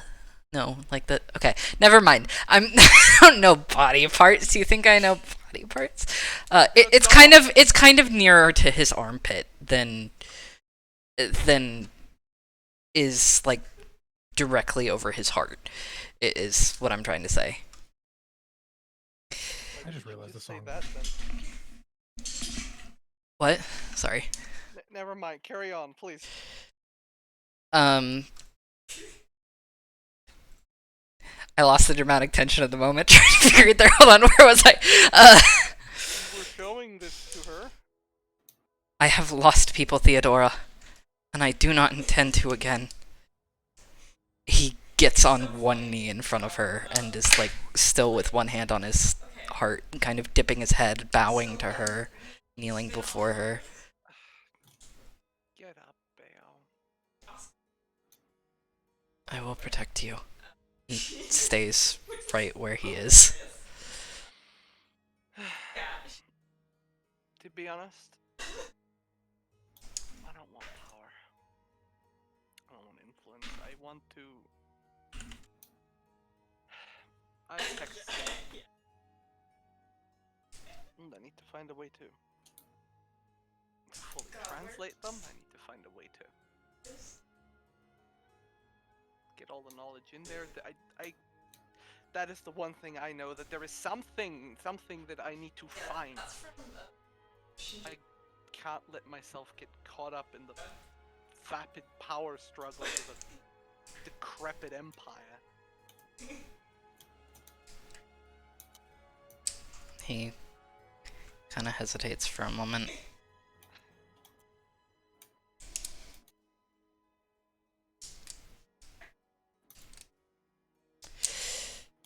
You could still.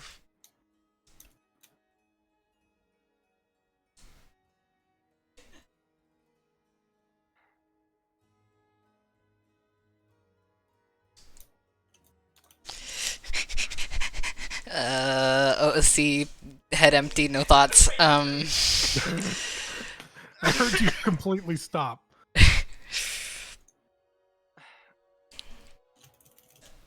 I know that in theory I could probably keep doing what I was already doing, but I'd rather not 100,000 courtiers and sycophants and whatever other clingers on associated with that. If it gets too much, I can resign from the council. That's not that big of a deal. But As the Pontifex, you could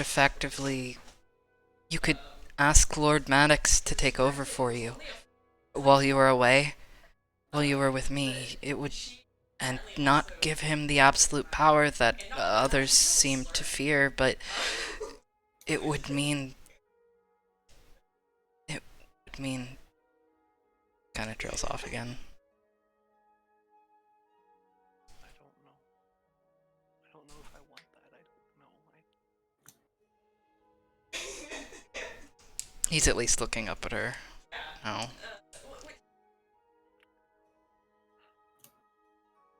Gently, he is going to reach out for her hand as she speaks, I assume. When I look into my future, when I see my future,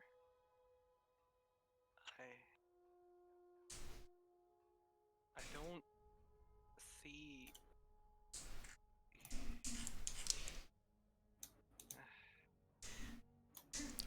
Gently, he kisses the back of her hand.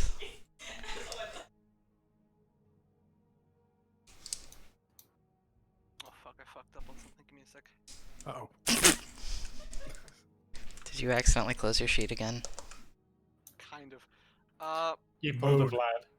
Or an Ian Mood. White, I should say. Mood.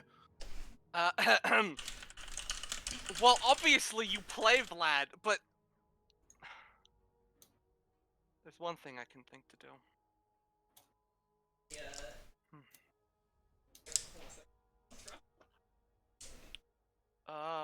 Can you help me with something? Yes, and he stands up, kind of fully, almost at attention.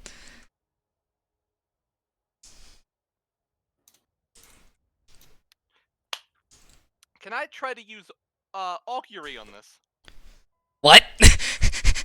Fucking... What's that spell do? Second level divination. By casting, you receive an omen from an otherworldly entity about the results of a specific course of actions that you plan to take within the next 30 minutes. That's not for something I would do now, but it's something I would do then. You receive an the DM chooses from the following possible omens: wheel for good results. I'm looking at it now. Hang on. Yeah, woe for bad results. Wheel and woe for both good and bad results. Nothing for results that aren't especially good or bad. What the fuck? Sorry, I did not know about this spell. This is nuts. Fuck. Okay. Yeah, sure. Go ahead. What are you specific? Well, not now. I want to do this. Yeah. Like when we get ready to go and tell them our decisions, I want to specifically ask for the two options that we had chosen on. Okay. Sure. Yeah, you can totally do that. All right. Now that I know that the spell exists. Jesus. Yeah. Pretty cool spell though. I'm a DM and this is a very player spell, so I've never like looked at it before. The very player spell. Yeah. Yeah. I can ask the moon what the outcome would be. What choosing either me or Lord Maddox would entail. If it's good for me, then we'll do that. If it's bad for me and good for the other, we'll do that. If both are bad, we'll take the money and leave, to be honest. Bayo just kind of like while she was speaking, his eyes lit up, and as she mentioned, talking to the moon, then his smile softened as she continued to talk, and very quietly, "You are my moon." What? And he just like his whole face goes red, and he like kind of grabs his shirt next to her. "I think you should ask the moon," and he's like putting it on. The heteroactivity of my D&D game.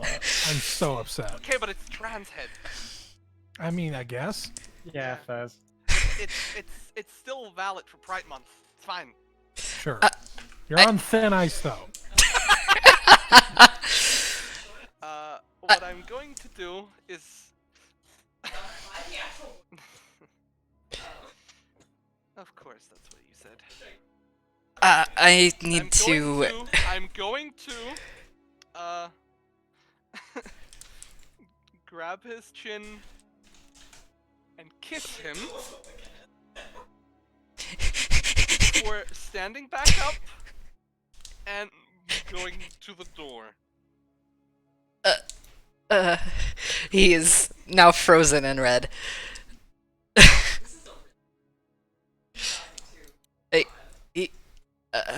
And he'll kind of just turn. It's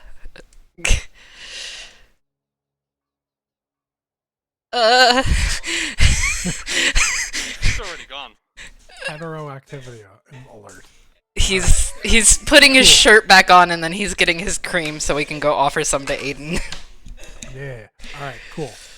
So that was. Is there anything else anybody wants to do before taking a long rest? I was just gonna go explore the library, or yeah, that's pretty much it. But I was Hell looking yeah. for any magical books or anything like that. Give me an investigation check. Fuck. Ignore that rolling sound. I dropped the die. Okay. I trip, my die fell out of my pocket.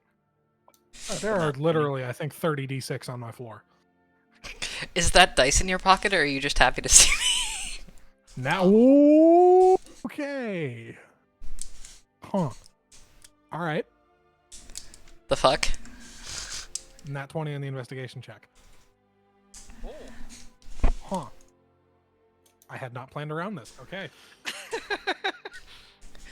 What were we so- investigating? I was just looking for magical books of the sort or anything special. Because I've heard of books that give you magical knowledge or various stuff like that if possible. Yeah, you are looking around in the library for anything about anything that is magical, and you're going through the regular stuff, and you don't find anything particularly interesting, but you notice the this is a reference. In Harry Potter they have the restricted section, Yeah. and it's like blocked off with a chain and like the door. The gate is open to the restricted section. Somebody left it open. And you go in immediately because you're like, hell yeah, this is where the good shit is.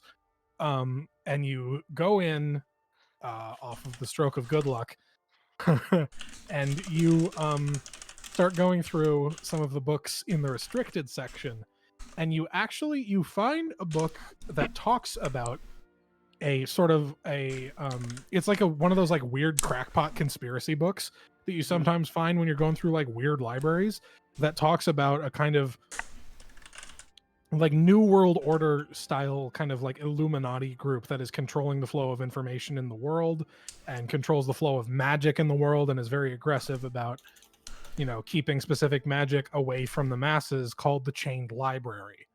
As you're going through it, you're like reading about it. It's like, yeah, no, they're supposedly based out of Jugadoro.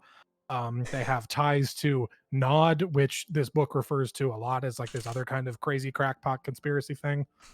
They've got ties to Nod and all this like weird stuff, and they're in bed with every government in the world, and they're all about like hiding information that they don't want the people to know about. It's like it's an Alex Jones video if it was a book, but it talks about a lot of stuff. The Nod. Yeah. Nod, huh? Yes. N-O-D? N-O-D. You're a nerd. Yeah. All right. Am I legally allowed to check this book out, or do I need to fall down a chimney accidentally again? Well, it's in the restricted section, so you kind of grab it and bring it out and bring it to the librarian, and the librarian's like, "Oh, you got that from who left the door to that?" Fucking all right, whatever. Listen, we normally don't let people check those books out, but you know what? She like looks at a watch she has on her wrist. It's 5 minutes till quitting time. 10 gold and it's yours. Sure. Easily hand over the 10 gold. Pockets the 10 gold, stands up, says, "Lock the doors on your way out," and just leaves. Did they give me the key? The key's just like on the counter. Oh, okay. It's or not on the counter, on like the desk. It's in the library, not a kitchen. Oh, okay. I will, I guess definitely go ahead and just spend spend the night in the library, actually. Why not? Yeah, you read a lot of fun stuff. There's a lot of weird stuff in there. That crackpot conspiracy book is definitely the most interesting you found, because it talks about some stuff that you've heard of. Because it talks about Nod and stuff like that. But yeah. Yeah. Is there anything anybody else wants to do? Not before the next day. Cool. As you guys go to sleep, let me roll for something really quickly. Can't believe I'm getting assassinated in my bed. Theodora might. Let me double check the table here. Hang on. Oh god, where did it go? Oh, okay. Alden, What's up? would you be willing to take a quick trip with me into the other voice channel that I have named Mungeon Daster? Sure. Cool. Talk to the rest of you in a second. Hetero activity. T for T. I'm super here. I want you all to know. I want you all to know that I have had the suggestion for Theodora as the next Pontifex in my head as soon as I heard what the rewards were. Bayo is a fucking dog, and that just came into his brain like immediately. Dog. Yeah. Dog. Yeah. Dog. Yeah. Dog. To go. Okay, just to be clear, asteroides? Asteroides. Oides. Oides. Oides. Oides. Oides. Well, technically asteroides, but I know you can't make that sound, so Asteroides. it's not us. But again, I know you can't make that sound. I'm a dog. Our tongues don't move like that.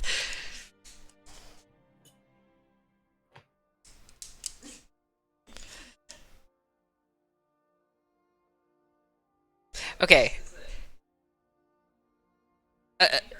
I appreciate that I am smarter than Bayo because but Bayo also has a single track mind. More so than I do sometimes. Keyword sometimes. Because he can be like, yeah, I'm totally for X. Like, he's just like, I just want Theo to be a positive X. But also, OC, I'm like, it is such a bad idea to have an immortal as the fucking Pontifex. Well. Religious shitpost or not. I just didn't know of any other NPCs we came into contact with. So. Well, there was mean, the I Lord think of the Ian's got- House that I we... think Ian's got the right idea, Greasy's. Greasy. Sorry, I didn't- Greasy for I didn't Pontifex. I didn't mean to Big cut greasy. the Big way. greasy. All right. So, you all get the benefits of a long rest. If you're missing any hit points, you get those back. You get your spell slots back. Oh, all thank that fun fuck! stuff. I have my spell slots Oh, I back. haven't rolled my hit die. Uh, and as you guys wake up and reconvene, Alden is gone and Vamir is back. Oh.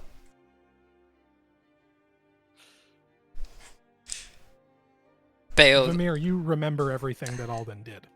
So we're clear. Oh. We don't have any weird dreams this time. Well, none of you did. Oh, cool. Here. So you guys kind of wake up. Oh, what the? Sorry, that's me Oh. doing hit die. You don't have to roll. You don't have to roll hit dice for a long rest. No, I forgot to do it when I was leveling up. Oh, that's right. Went from 25 to 35. Oh yeah. There you go. All right, cool. So you guys are sort of reconvene in the sort of lobby area of the inn whose name I totally remember. I say as I scroll through my notes. The Plucked Loot Strings Inn. You guys are hanging out in kind of the lobby. It's a nice sort of kind of quaint inn. It's very kind of. It's not as busy as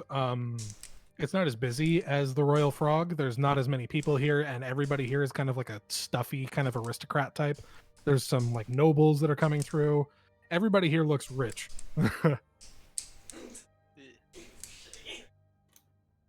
Alright. So, And go how long is it until we're gonna?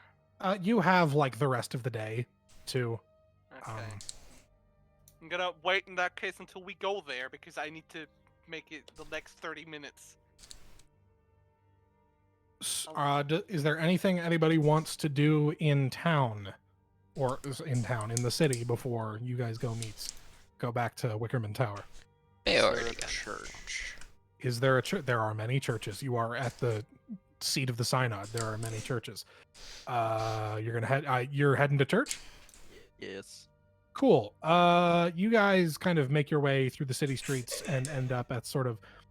There is kind of this one of the more famous cathedrals in Fort Rose is the Church of St. Clair's Wound, and as you kind of enter, it's dedicated to this sort of now long dead saint of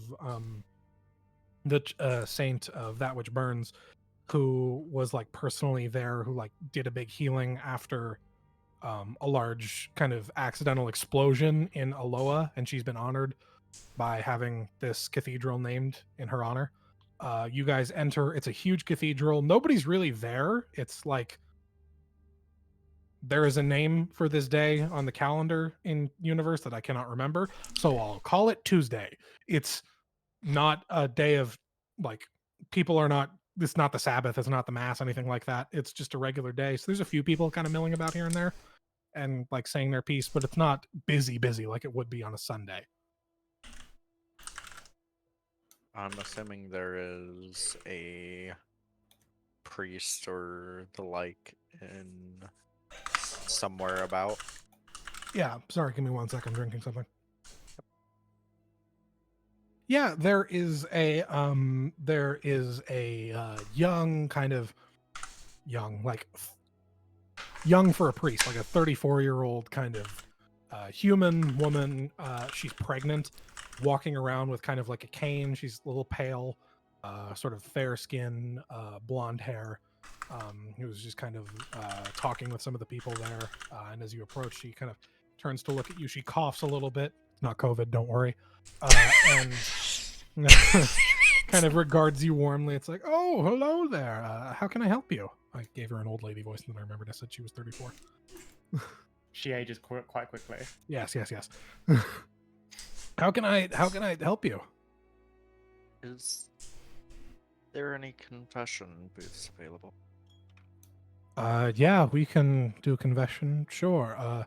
Give me just 1 moment to attend to kind of what I'm dealing with here, and then I'll be right with you. She directs you. She kind of like points you in the direction of the booth. I just go and sit in it, waiting. Sure.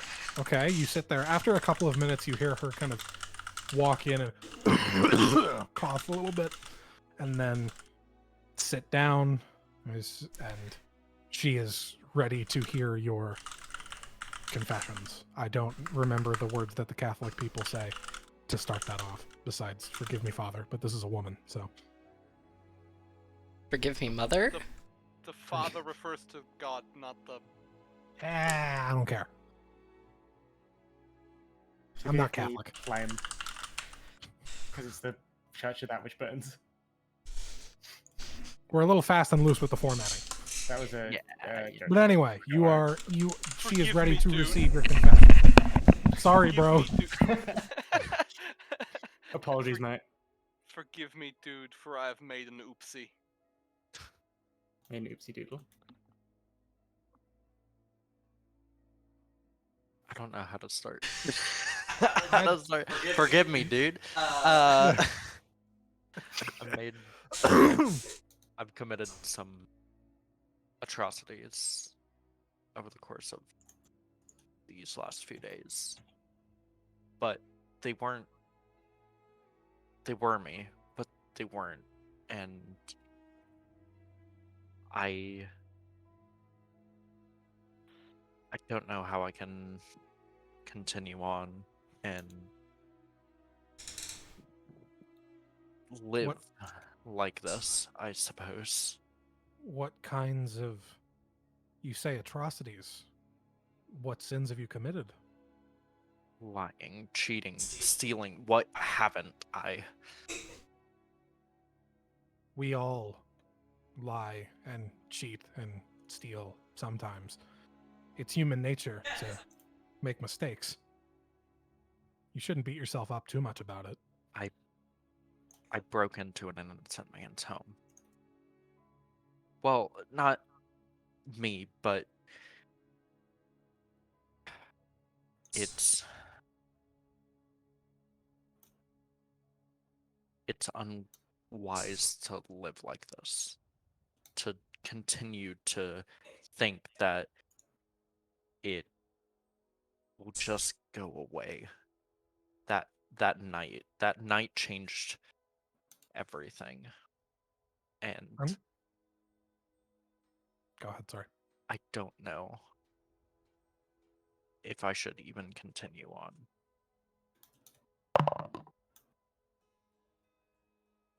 There's kind of a pause, and you kind of realize that based on your description of I broke into a man's home and then yada yada yada, she might realize kind of what you're talking about. And then there's kind of the confessions are anonymous, so I won't pursue the specifics, but if you're referring to what I think you're referring to, you've done great service to the people, to my congregation, to the people of Fort Rose, to the church, by exposing the corruption that I assume you are referring to. Maybe the means weren't the most ethical, but what you've done is good. Even if it was good done through unusual or unlawful means. The laws of man and the laws of morality are not always the same thing. Excuse me, I just drank something. That's totally in character, sure. The woman kind of, there's sort of more of a pause. Is there anything else?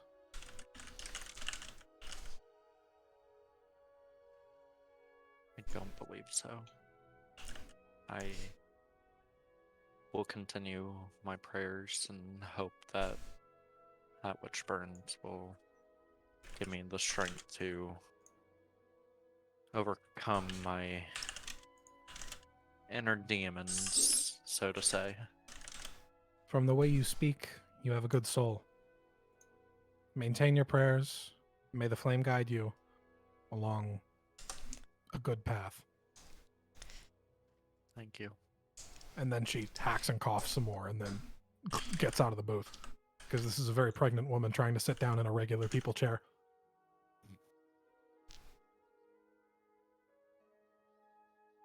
You are free to leave the confession booth whenever you want. Unless you want to just sit there for 30 minutes. Nah, I go and join the rest of the group. All right, cool. Is there anything else anybody wants to do? No, I typed this down, but I want to say it out loud because it's funny. Eh. I just want to say, Bayo was like super sleepy when he first woke up, and he's just like brushing his teeth or whatever, and he's just like sitting there, and he's just like totally tired, totally natural with everyone, and then it kind of hits him at some point what happened last night after he originally says hello to Theodora, and then he's like, oh fuck, and his like face is like noticeably red. And he's like on the opposite end of the party from her. If everybody has a passive perception of at least 5, you will notice that Bayo looks very embarrassed about something. Well, I now have a passive perception of 17. So... You know exactly what Bayo is very embarrassed about. You would know that with a passive perception of -5, but Bayo is not a very subtle dog, okay? Bayo spells subtlety in like capital letters with like mariachi music behind it. Pretty sure you also would spell it Sutble. No, that's how I spell Sutble? it. Yeah. So with everything else out of the way, you guys make your way to Wickerman Tower. It is still as big and wooden as it was yesterday. The elevator ride is still as upsetting. Well, while we are in there, Excuse me. Sorry. because you know, with within the next 30 minutes. Yeah, you've got 10 minutes of elevator ride to cast Augury twice. So, Yeah. which one are you starting with? Because Augury has a 25% chance on all but the first to give a random reading.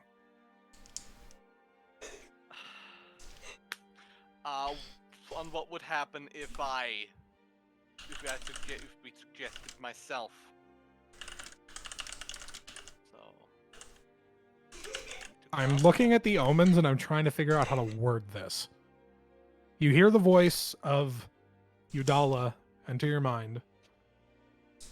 Woe, but with some wheel. This is extremely unhelpful. Mostly woe, though. Bayo protect. God. Nominating the skeleton man. Okay, I have to roll for something. D4. Oh, that's way smart. I was using a fucking D100. That's way smarter. I'm a dumbass.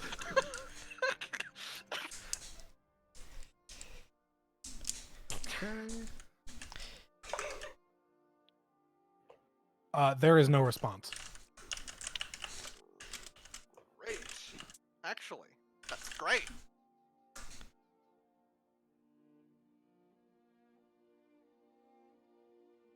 The elevator ride finishes. Everybody is still in one piece. Actually, that's perfect. Sorry. Okay, out of character. Theo's idea with nominating Maddox is knowing that skeleton, the fact that he's a bit of a drunk, he wouldn't do anything. Anyway, no, sorry. Carry on. You guys, after the horrifying elevator ride of your nightmares, you end up at the top. Can I talk to them before? Yeah, well, you can if there's any conversations you want to make. Sorry. I've reached a decision. He like perks up a little bit, like from the other side of the elevator in the corner. She shakes her head. He kind of like sad dogs for a moment, but just nods. He has resolution in his eyes again, though. There are 3 things that I can think to do. 1, we go with my plan that's pretty much been shot down. 2, we take the money. Or 3, we do something stupid. Stupid? I'm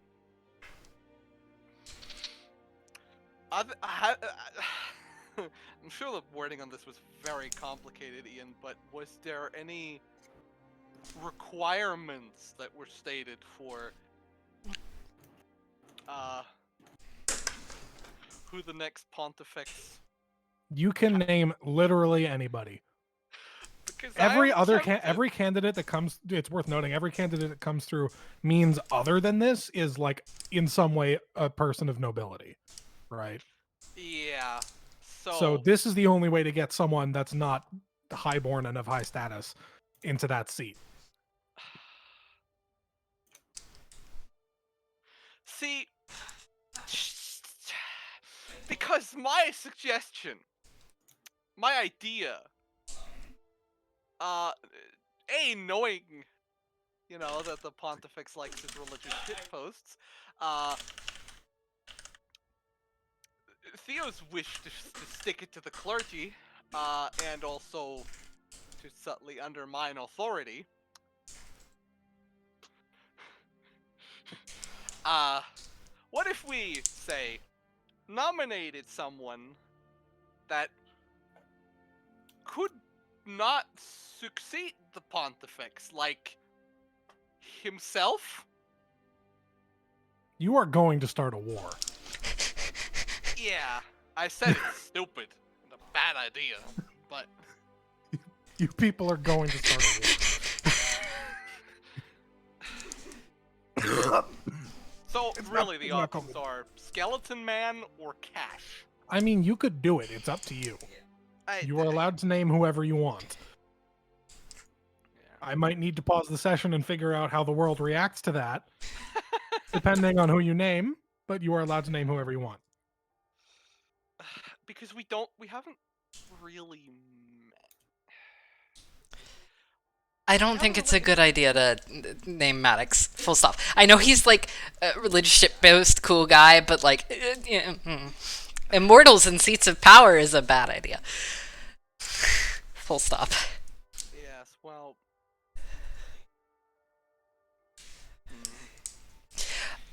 Okay. Alternatively. OC, Bayo's, I know, woe is bad, and is not in Theodora's mind on the table, but OC, Bayo's idea for Theodora, at least, is she can, like, make him, like, temporary and just let him handle all of the decisions and effectively be the leader, but then he doesn't have the eternal reign that he would normally.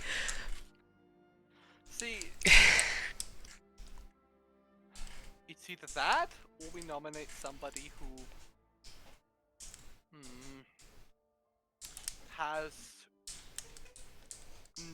no connection to the seats of power. Greasy.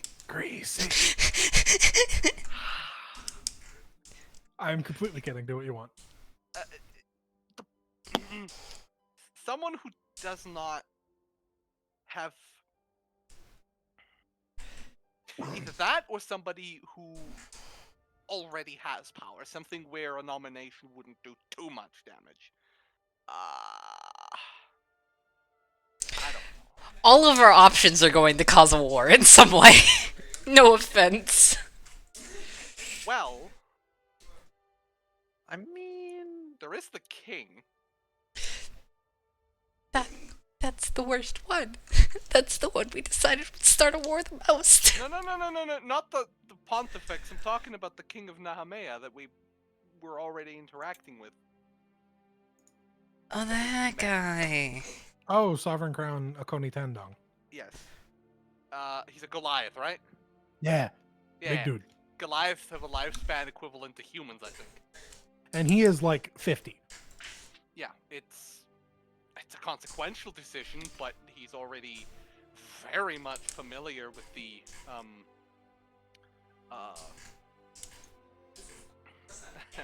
reigns of power. So, you know,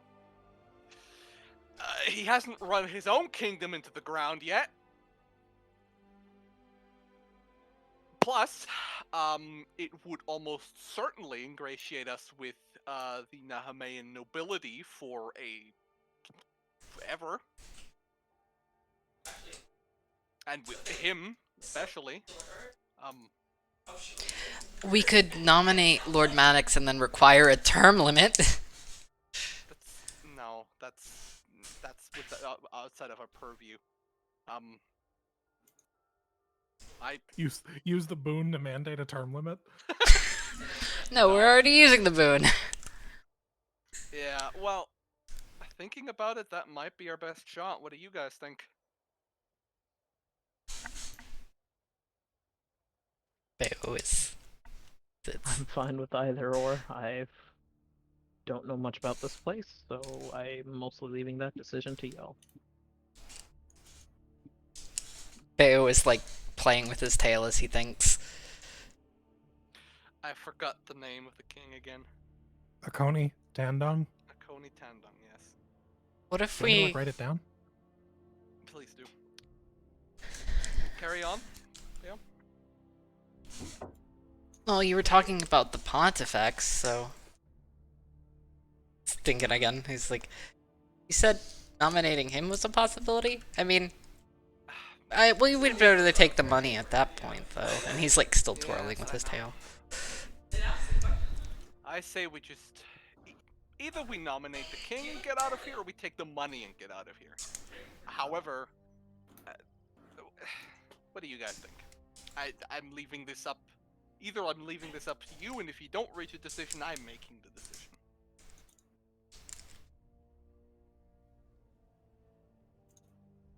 I see. Thank you. I mean, oh, go for it.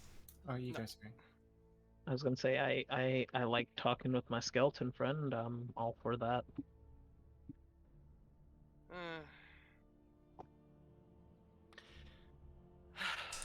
I'm biased here, but I grew up hearing a lot about the king of Namahea, and I think it's not likely he will abuse his power due to his general demeanor and because of the fact that he, We already know what Already he looks is like used in a to power. position of power. Yeah.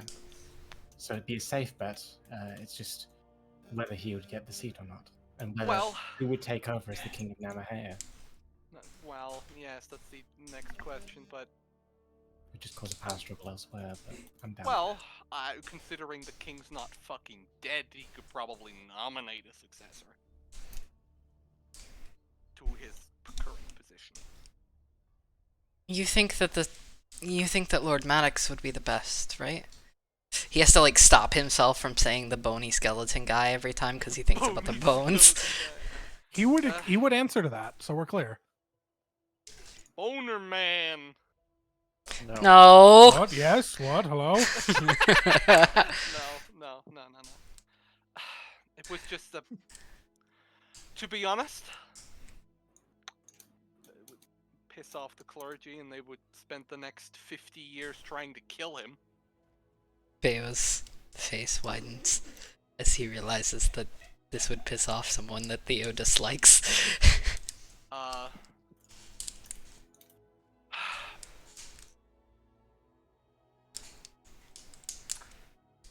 Between you and me, the only implication that might have further-reaching consequences is that if we nominate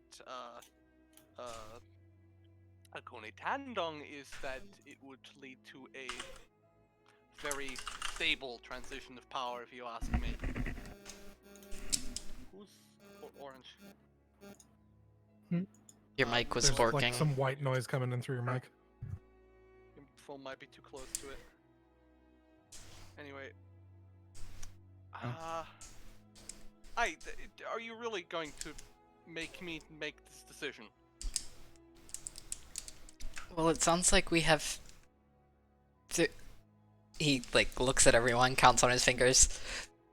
3 votes for the skeletal bone guy. Do we? What are you voting for? I'm not voting for anything right now. I'm abstaining. Deliberately. Still think we should nominate. He like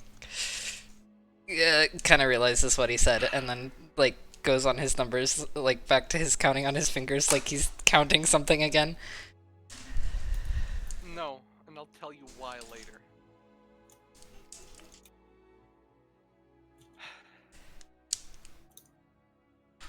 I'm for Bones then.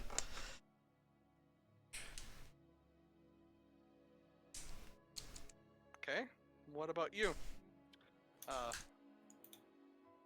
Who else is with us? Everyone? It's the 5 of you. So Lumiere is the last Lumiere. one. is, I believe, the only one who has not given a vote. The mayor. As long as wars don't start, I don't You really don't care. care. Got it. Understood. Aiden? What are the current votes, OOC? 2 people have said yes, Scalabone Man. 1 person has said they don't care either way, as long as wars don't start. But I will say, all of you have sort of enough experience to know that either of these could potentially cause a war if things go bad. Yeah. I personally would have voted for the king, but it looks like I might be outvoted. So I guess I'll throw my vote in with the rest of you for the skeleton man. Cool. I'm still abstaining, so if you had said you don't care, I would have just flipped the coin. So probably good that you. Yeah. All right. Let's go. Can you write out for me Lord Maddox's full title? Oh, so I fuck. can- Give me a sec to find it. It's long. Sorry. Hang on. I want to do this looking at. Oh, boy. All right. 1 sec. Hang on. Oh, God. Where is it? Oh, no. Oh, okay. Hang on. Sorry. Discord's being a pain in the ass while I'm trying to search for it. You're fine. There we go. Okay, hang on. I'm going to put this in D&D General. Got it. Oh, hang on. Did I ever show you his portrait as well? You did not. Oh, boy. I spent a lot of time on this. Oh boy. For those of you who want to know who you are considering naming, if you look in maps and other such things. I love him. Scalabone. All right. Once we do this, there will be general turmoil, so I suggest that Aiden, you go and ask for what was his name? Something with a J. Jonah. Jonah? For Jonah's land, and yeah. Sorry, my NPC names are so hard to remember. OOC oh, sorry, you go. No, go ahead. I was done. I was going to say OOC question. Yeah. Does the Pontifex know about the arranged marriage? No. I don't think the I Pontifex knows about think so. anything or at this point. I'm not entirely sure the Pontifex remembers his own name. Yeah. All right, are we ready to head in there? This will ever be. Yeah.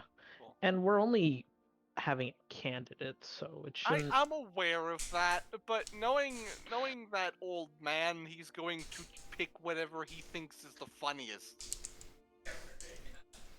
I resent that. You're not in the room. Okay.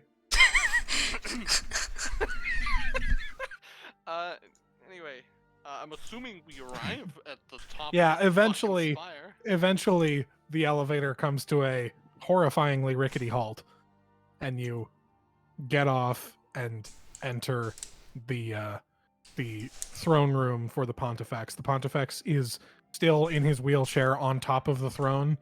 Lord Maddox and Primogen Talitha are back in their spots. This is Lord Maddox steps forward. We're glad to see that you've returned in a timely manner. We have been standing here this whole time like video game NPCs. We're ready to get this over with. Okay, sure. Ugh. Aiden. This might seem a bit of an odd request, but I've talked with the person I wish to speak to, Lord Jonah. And I'm sorry. sorry, I keep forgetting. We have come to an arrangement. My boon, if it shall be possible to grant, would be that I receive his family's land and titles. No, just his land. Just his land. Oh, I received. Jonah's Okay, land. those are 2 very different requests. You just want his land and titles. Yes. Okay, we can do that. His land is yours. You are now count of his county. I am sorry. Uh-oh. Well, he knows something we don't, but we'll find that out. Now, as for the seat on, yeah, that word, council, Council. you, Miss Theodora. Yes, I have one last question. Yeah. I know that this is technically a lifetime appointment or until I am dismissed. However, it is not impossible to resign should the occasion arise in, say, 10 years. I don't think anybody ever has resigned. In theory, I think you can. I'd have to consult the rules for that. Okay, I'll take that as a maybe. To be clear, if you don't want the gun, but you don't want the seat, you can offer the seat. You can say, I don't want it, but this person wants it, and say and name someone to the seat.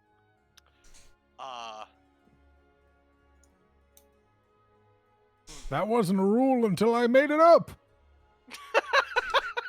I should I have love also this asked character. about this. I also should have asked about this. Fuck. Hold on, let me think. Go ahead, ask any questions you want. No, I should have asked the augury about this, but because now I have to think. Once I forgot to think about whether or not I want the seat in the council. You were too busy worrying about Bayo's question.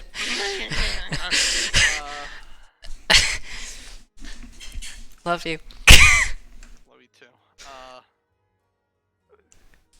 Has it ever been made clear what my position would be, or is that just not? Oh god, sorry, I didn't realize I wasn't close enough to my mic to answer. Well, we kind of, and then kind of as he kind of stammers and rambles about nothing for a slightly uncomfortable length of time, Primogen Talitha steps forward and says, you would be named, you would be kind of given the rank of cardinal within the Court of Seers, and you would be expected to stay sort of not within, you would be expected to stay within one nation and oversee all the goings on within that nation. So, for example, you could be named the cardinal that is in charge of Piketies, and you would stay in Piketies and oversee all goings on. In that case, I'm going to respectfully decline and take the gun, I guess. Of course. Quiet, bring forward the gun. And you see the same guy wheeling it out. I'll get paid enough for this. No. We now present you a custom revolver. This is the Whitewater Firecracker, courtesy of Whitewater Munitions. Thank you. There you go. Yes. I'm going to pocket that. Yes. One more matter, isn't it? Oh, yeah. Who are you going to name? Well, collectively we have come to the decision, through a process of voting, that we wish to name, and there is, a hint of mischief in her eyes.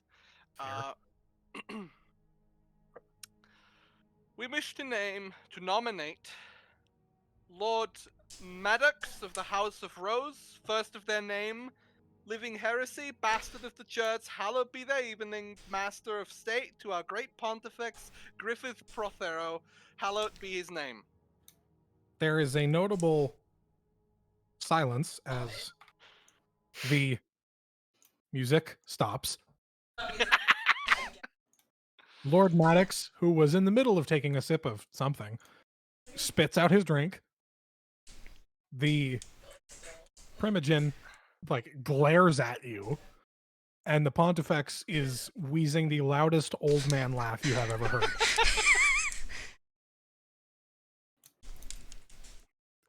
You've never heard a skeleton cough, but there is the skeleton coughing and the laughter of an old man is all you hear for a while until eventually the Pontifex stops laughing and says, I like that. Yes. Oh no. Your candidate will be considered strongly whenever I die. Thank you for your participation in the future of the world. You may go whenever you wish. Let's go. Bayo was the last one out. Yeah. Well. Just looking to make some enemies.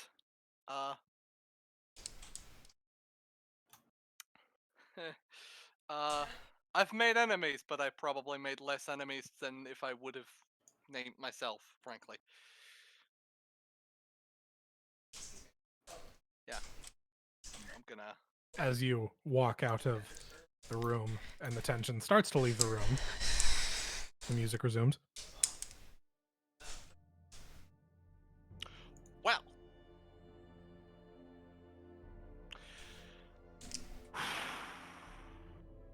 Gracie's? Bayo's eyes light up immediately. Well, Fine with that. We normally eat at Greasy's though. Is there someplace else we want to go? Bayo No, is just looking. Greasy's. I tried DM. Hey, welcome back. No, you're not there yet. But yeah, you guys start to. Or sorry, is there something you wanted to say? Yeah. Two things. One. I know that none of us really have much obligation to keep traveling with one another after this, but if anyone does wish to tag along, I had planned that my next stop, as it were, would be back home. Something about, well, my family having to deal with an infestation of goblins.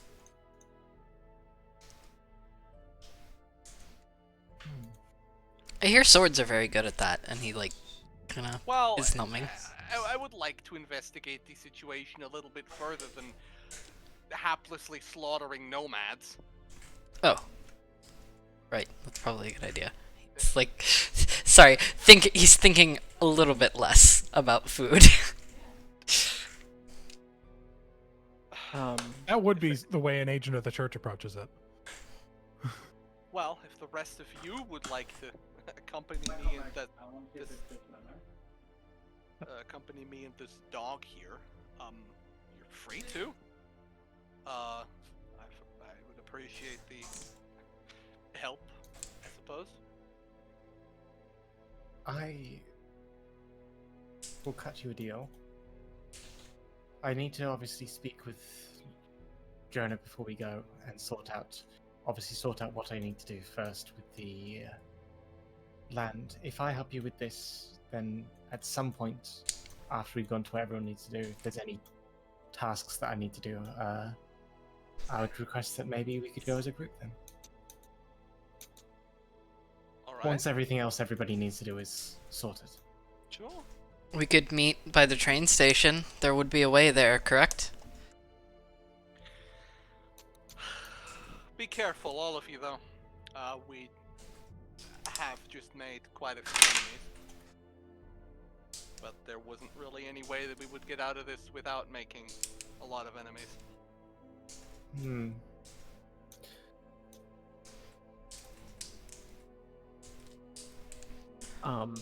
I guess out of character question for Fiona and the book we found. Yeah. How, from my understanding of my backstory and everything, how much do I know, I guess, would prove legitimacy to the claims of the book? Everything, not everything. Most of what the book said about your homeland is true. Most of it. It was speaking in very broad strokes. about the ideas of it, but most of what it was saying was true. You don't know much about anything else it was talking about. You don't know much of... You've never heard of the Chained Library or anything like that. But anything it said about Nod and your homeland seemed accurate. And them having, like, I guess, connections to all sorts of governments in this world? Or was that specifically, like, something from the That was library? that was specifically the Chained Library they were talking about. All right. Ah, On the way to Greasy's, Yeah. can we make a stop at that bookstore that I hopefully now know how to get to? Yeah. Because I'm gonna do a smart thing. Sure. I want to go in there. I assume it's the same uni student. Yeah. And I'm gonna ask for a book on goblinoid languages. Oh yeah, I think we have one. He like perks up a little bit as soon as you talk about a book on foreign languages. He's like, "Oh yeah, I think we have one of those. Let me check in the back. Hang on." And he like runs to the back with like a skip in his step. He's very excited. He kind of digs through. He's gone in like 5 minutes. You get the impression this is like a linguistics major who has never been asked about his profession before, and is very excited that somebody cares. He's gone for like 5 minutes, and he comes back with like a stack of different books on different aspects of different like nomadic goblin languages in different parts of the world. Is there something specific you're looking for? Yes. Where in Piketees is my, where? You are from here. Hang on, I can indicate on the map. So Yep. because we have roll 20. Mhm. So you are from kind of. You see my thing moving around. You're from this sort of general area of Piketees. All right. You're from a region called the Elseer Vale. Yeah. Northwestern Piketees. Northwestern Piketees. Hang on. He like flips through a few of the books to double check. Oh yeah, okay. You want this one by Albus. This one has some of the information about that kinds of stuff, but the author's kind of an asshole. I don't really like it, but pay what you want. Let me think here. Oh, and then there's this one that kind of talks about difference in verbiage. Mhm. This is the combined price. Let me think. 5 gold. Sure. Yeah. Perfect. That sounds great. Yeah. Yeah. No, there you go. These are yours. If there's anything else you need about anything like that, please let me know. Thank you. Yeah. Will do. Will do. Hope you get your degree in a due time, and I'm gonna Thanks. give him 6 gold. You Oh you wow, you're tip real the- kind. yeah, you tip the struggling uni student that is suffering, and I'm gonna Oh, you're a real nice lady. Thank you, miss. and I'm gonna head back to the party, and with a bunch of new books that I'm going to read whenever there is time, so that I may learn basically so that I may learn Goblin. Cool. Which, considering that seems to be something I'm trying to do. No, Amber, I just bought some books on like Goblin languages. That's all. Okay, thank you. What are you eating? But What are you? Be happy again. Really sorry. you're fine. Yeah, that's really. Yeah, I was considering that may be of import when we're going to Yeah. go do that. So, yeah. So, is there anything else anybody wants to do on the way to the train station? I thought we were gonna eat at Greasy's first. Oh yeah, Greasy's. Is there anything anybody wants to do on the way to Greasy's? is there any, like, I guess, well-known accessory or magical accessory shop I could potentially get something from? Make a persuasion check. Persuasion or perception? Yes. So like ask people around. Oh, got it.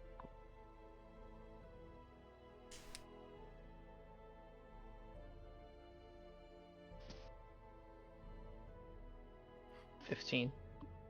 15. So you ask a couple people as you're going through about anything like that.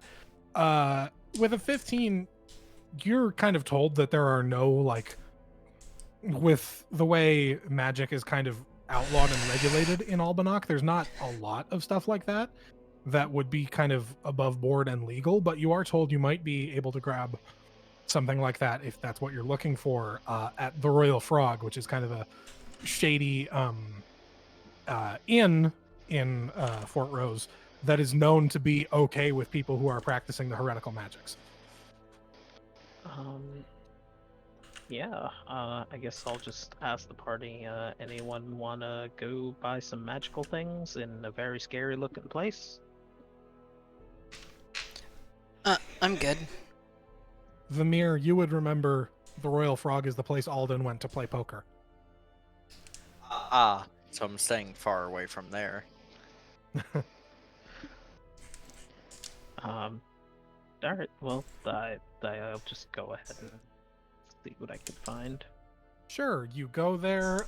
It's kind of similar to how Alden found it yesterday. It's a little busy. There's quite a few people around. You go up. There are a number of people who are kind of like peddling sort of small illegal wares. You approach them. What in specific are you looking for? Nothing specifically. I was just looking for anything that might be potentially magical and useful. I could just catch detect magic as I'm walking around, I guess, to see if I can find anything specific. Sure, yeah. Give me an investigation check really quick with advantage because of detect magic. Okay.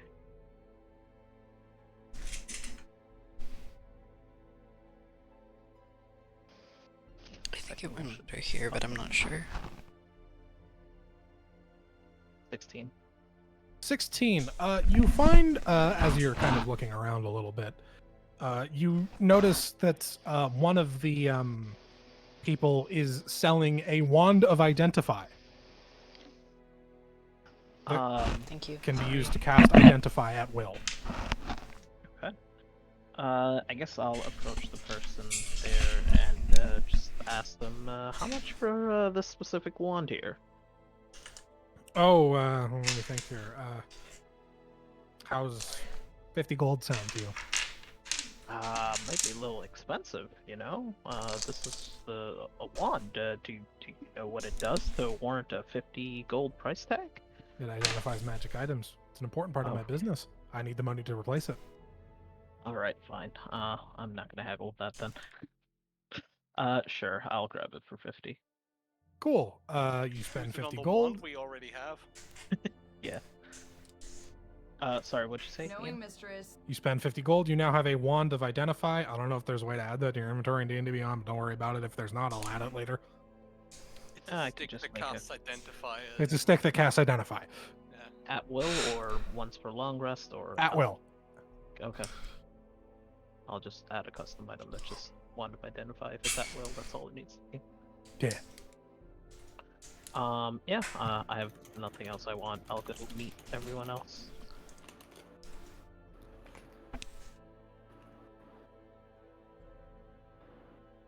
Cool. You guys all reconvene and make your way to Greasy's. Let me switch to the Greasy's ambience really quickly. I appreciate that we have Greasy's specific. Oh, you know I got Greasy. You know I got some Greasy music. Come on. Where the fuck?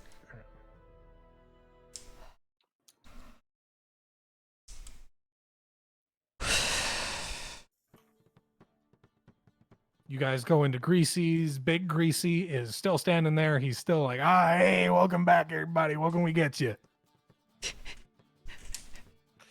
The special. Bale wants the special. You want the vegan surprise? We can do that. Yeah. Yeah. For me, I don't know. Give me a brandy. Yeah, we can do that. We can do that. How strong you want it? Absent. That's not brandy. I don't know. I don't know that. Just, I don't know.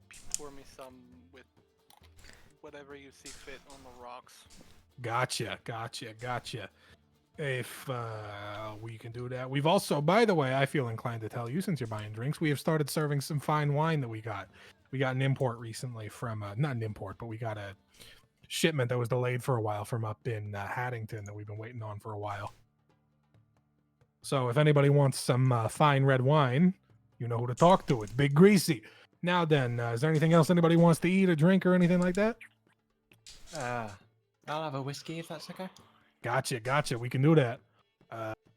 Anybody else? Cider Say- here. Cider, we can do that. All right. He kind of pours everybody their drinks, gets Bayo his large... Oh, hang on. Gets Bayo his large vegan surprise, which is literally like a Tyrannosaurus Rex steak sitting on top a very tiny bed of lettuce. Bayo eats the lettuce too. Oh, yeah. Good boy. You guys enjoy a meal at Greasy's. Nobody approaches you or anything like that. People are kind of like looking at some of you. Word has started to get around that there is a new count of what was formerly Jonah Irving's territory. And so people are kind of like, is that, like, there's hushed whispers about, is that who owns that? Is that who? I don't know. And anytime you look at any of those people, they like look away. They like pretend they were just glancing at you. And it's very obvious that they were not. Just right. Aiden. Hey, Aiden. Mm-hmm. And he like digs around in his bag for a second. I wanted to offer this to you. I mean, you'll have to share it until I can get some more, but, well, up in Agrelsi, they've got some stuff, but this might help in the meantime. Oh, Feel thank you. that more like yourself.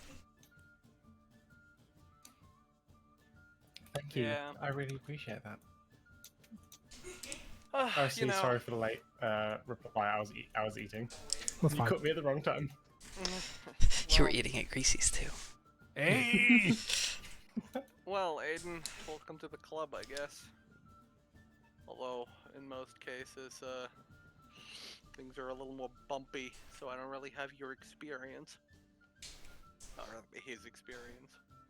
Well, it's different for everyone up there. I mean, you know a little bit about our culture, right? I mean, you were a missionary there, you know a lot. Love, I'm talking about the fact that a big epiphany happened to me, and the moon turned me into a girl. That's what I'm talking about.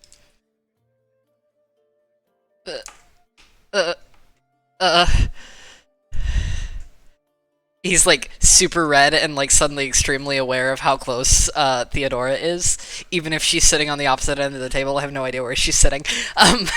It's like... I'm sorry, what? I just said pet alert. That's a joke from earlier. You know what? Fuck it. And I'm going to down my drink. Yeah. Do I need to roll anything? To see Give me con, I would assume? con save with advantage. You've had a big day. You've earned this. Con save with advantage. Constituzione. No. There's no French language in this game. Sorry, 7? At advantage?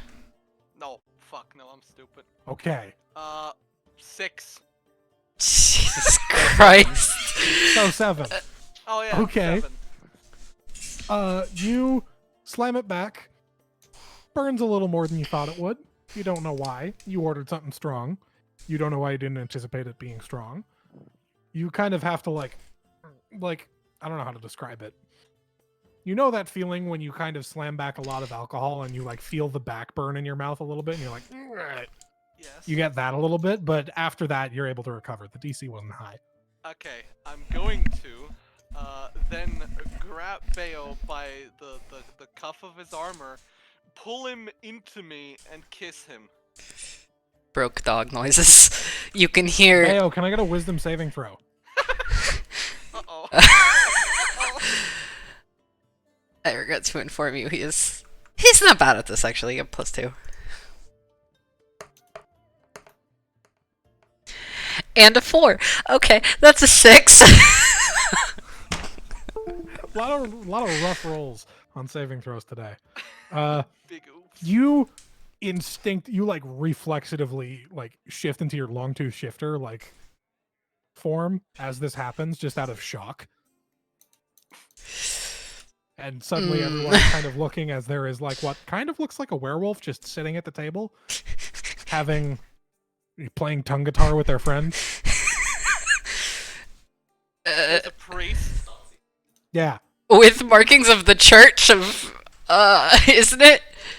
yeah. I just have a cloak on though. So Oh, it's okay. almost that part, but it is a priest kissing a werewolf. For as far as everyone else knows. Yeah, actually, as a matter of fact, because everyone sees this, give me a sec. Oh no. What did you do?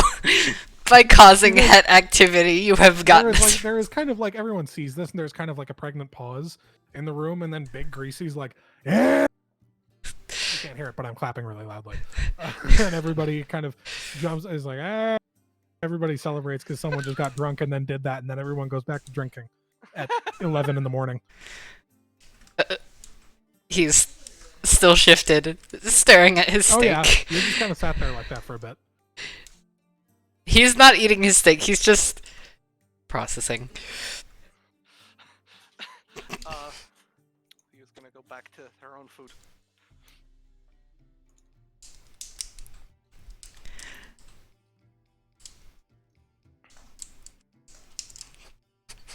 Is there anything anybody else wants to get out of the way at Greasy's, I guess? Grizzlies. I almost said I Grizzlies. can't believe Greasy's a bear. I mean, he might be if Bayo's anything to go by right now. God. I mean, he's Greasy's not literally a bear, but I mean he's a bear. I wish he was a werebear. I mean, you don't know. No, a gay werebear. Also a bear. How much dog can I fit in this dog? But the question I should have been asking was how much bear can I fit in the bear?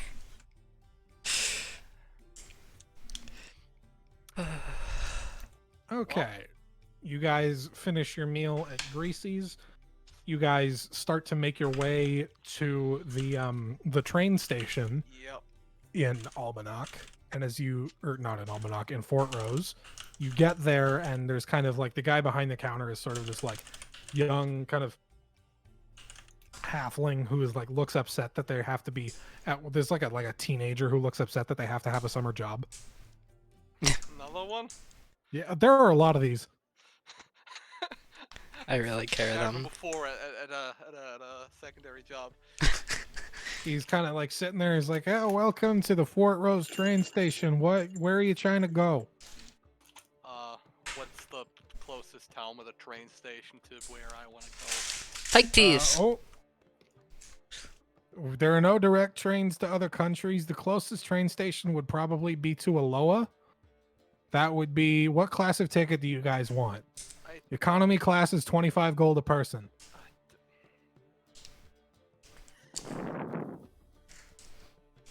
Yeah, sure. If you guys are fine with sitting next to other people, I don't care. Tail wagging. If you want as few other people as possible, we have our VIP package for 75 gold. I am contractually obligated to read this whole thing to you. I'm sorry. If we Can I give you 27 for my own ticket and you shut up? 30. Deal. Done. Enjoy Also, economy class. Out Yeah. of curiosity, how much longer did you have left of speaking? Quite a bit. Oh, Do you want to hear the whole thing? No, thank you. Thank We you have for the our- offer, though. You sure you don't want the VIP experience? I'm sure good. not. Thank you, Let's 25 gold, 25. Okay, fine. You have a lovely trip to Aloha. Yeah. And as you guys start to board the train, we're gonna end the session there. Okay. 25 gold, you said. 25 gold off of everybody except for Theo, who had to pay 30 to get the guy to shut up. Okay.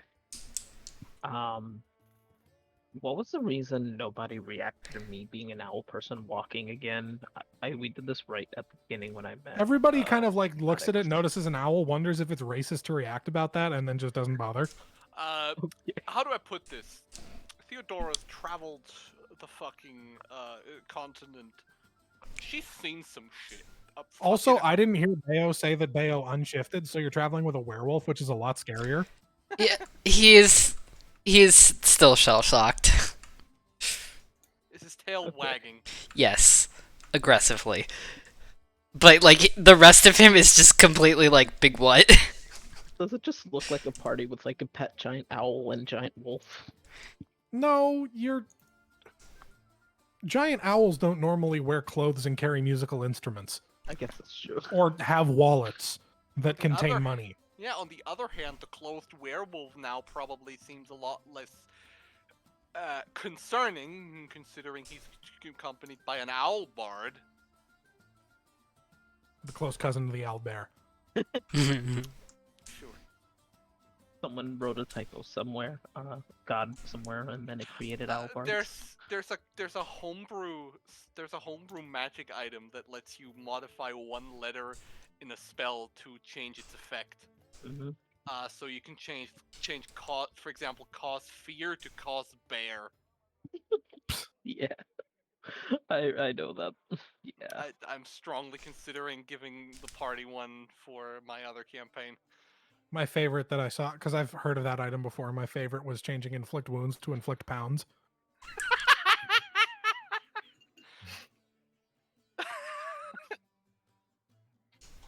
Mm-hmm. You roll Alright. for 1d6 additional weight gain by your. D6 is the D100. Come on. Oh, right. Well, that Can't believe depends. Are someone's we gonna doing gain 100 kilos or pounds? Yes. Can't believe someone's becoming an orb. The 10s is pounds, the 1 is kilos.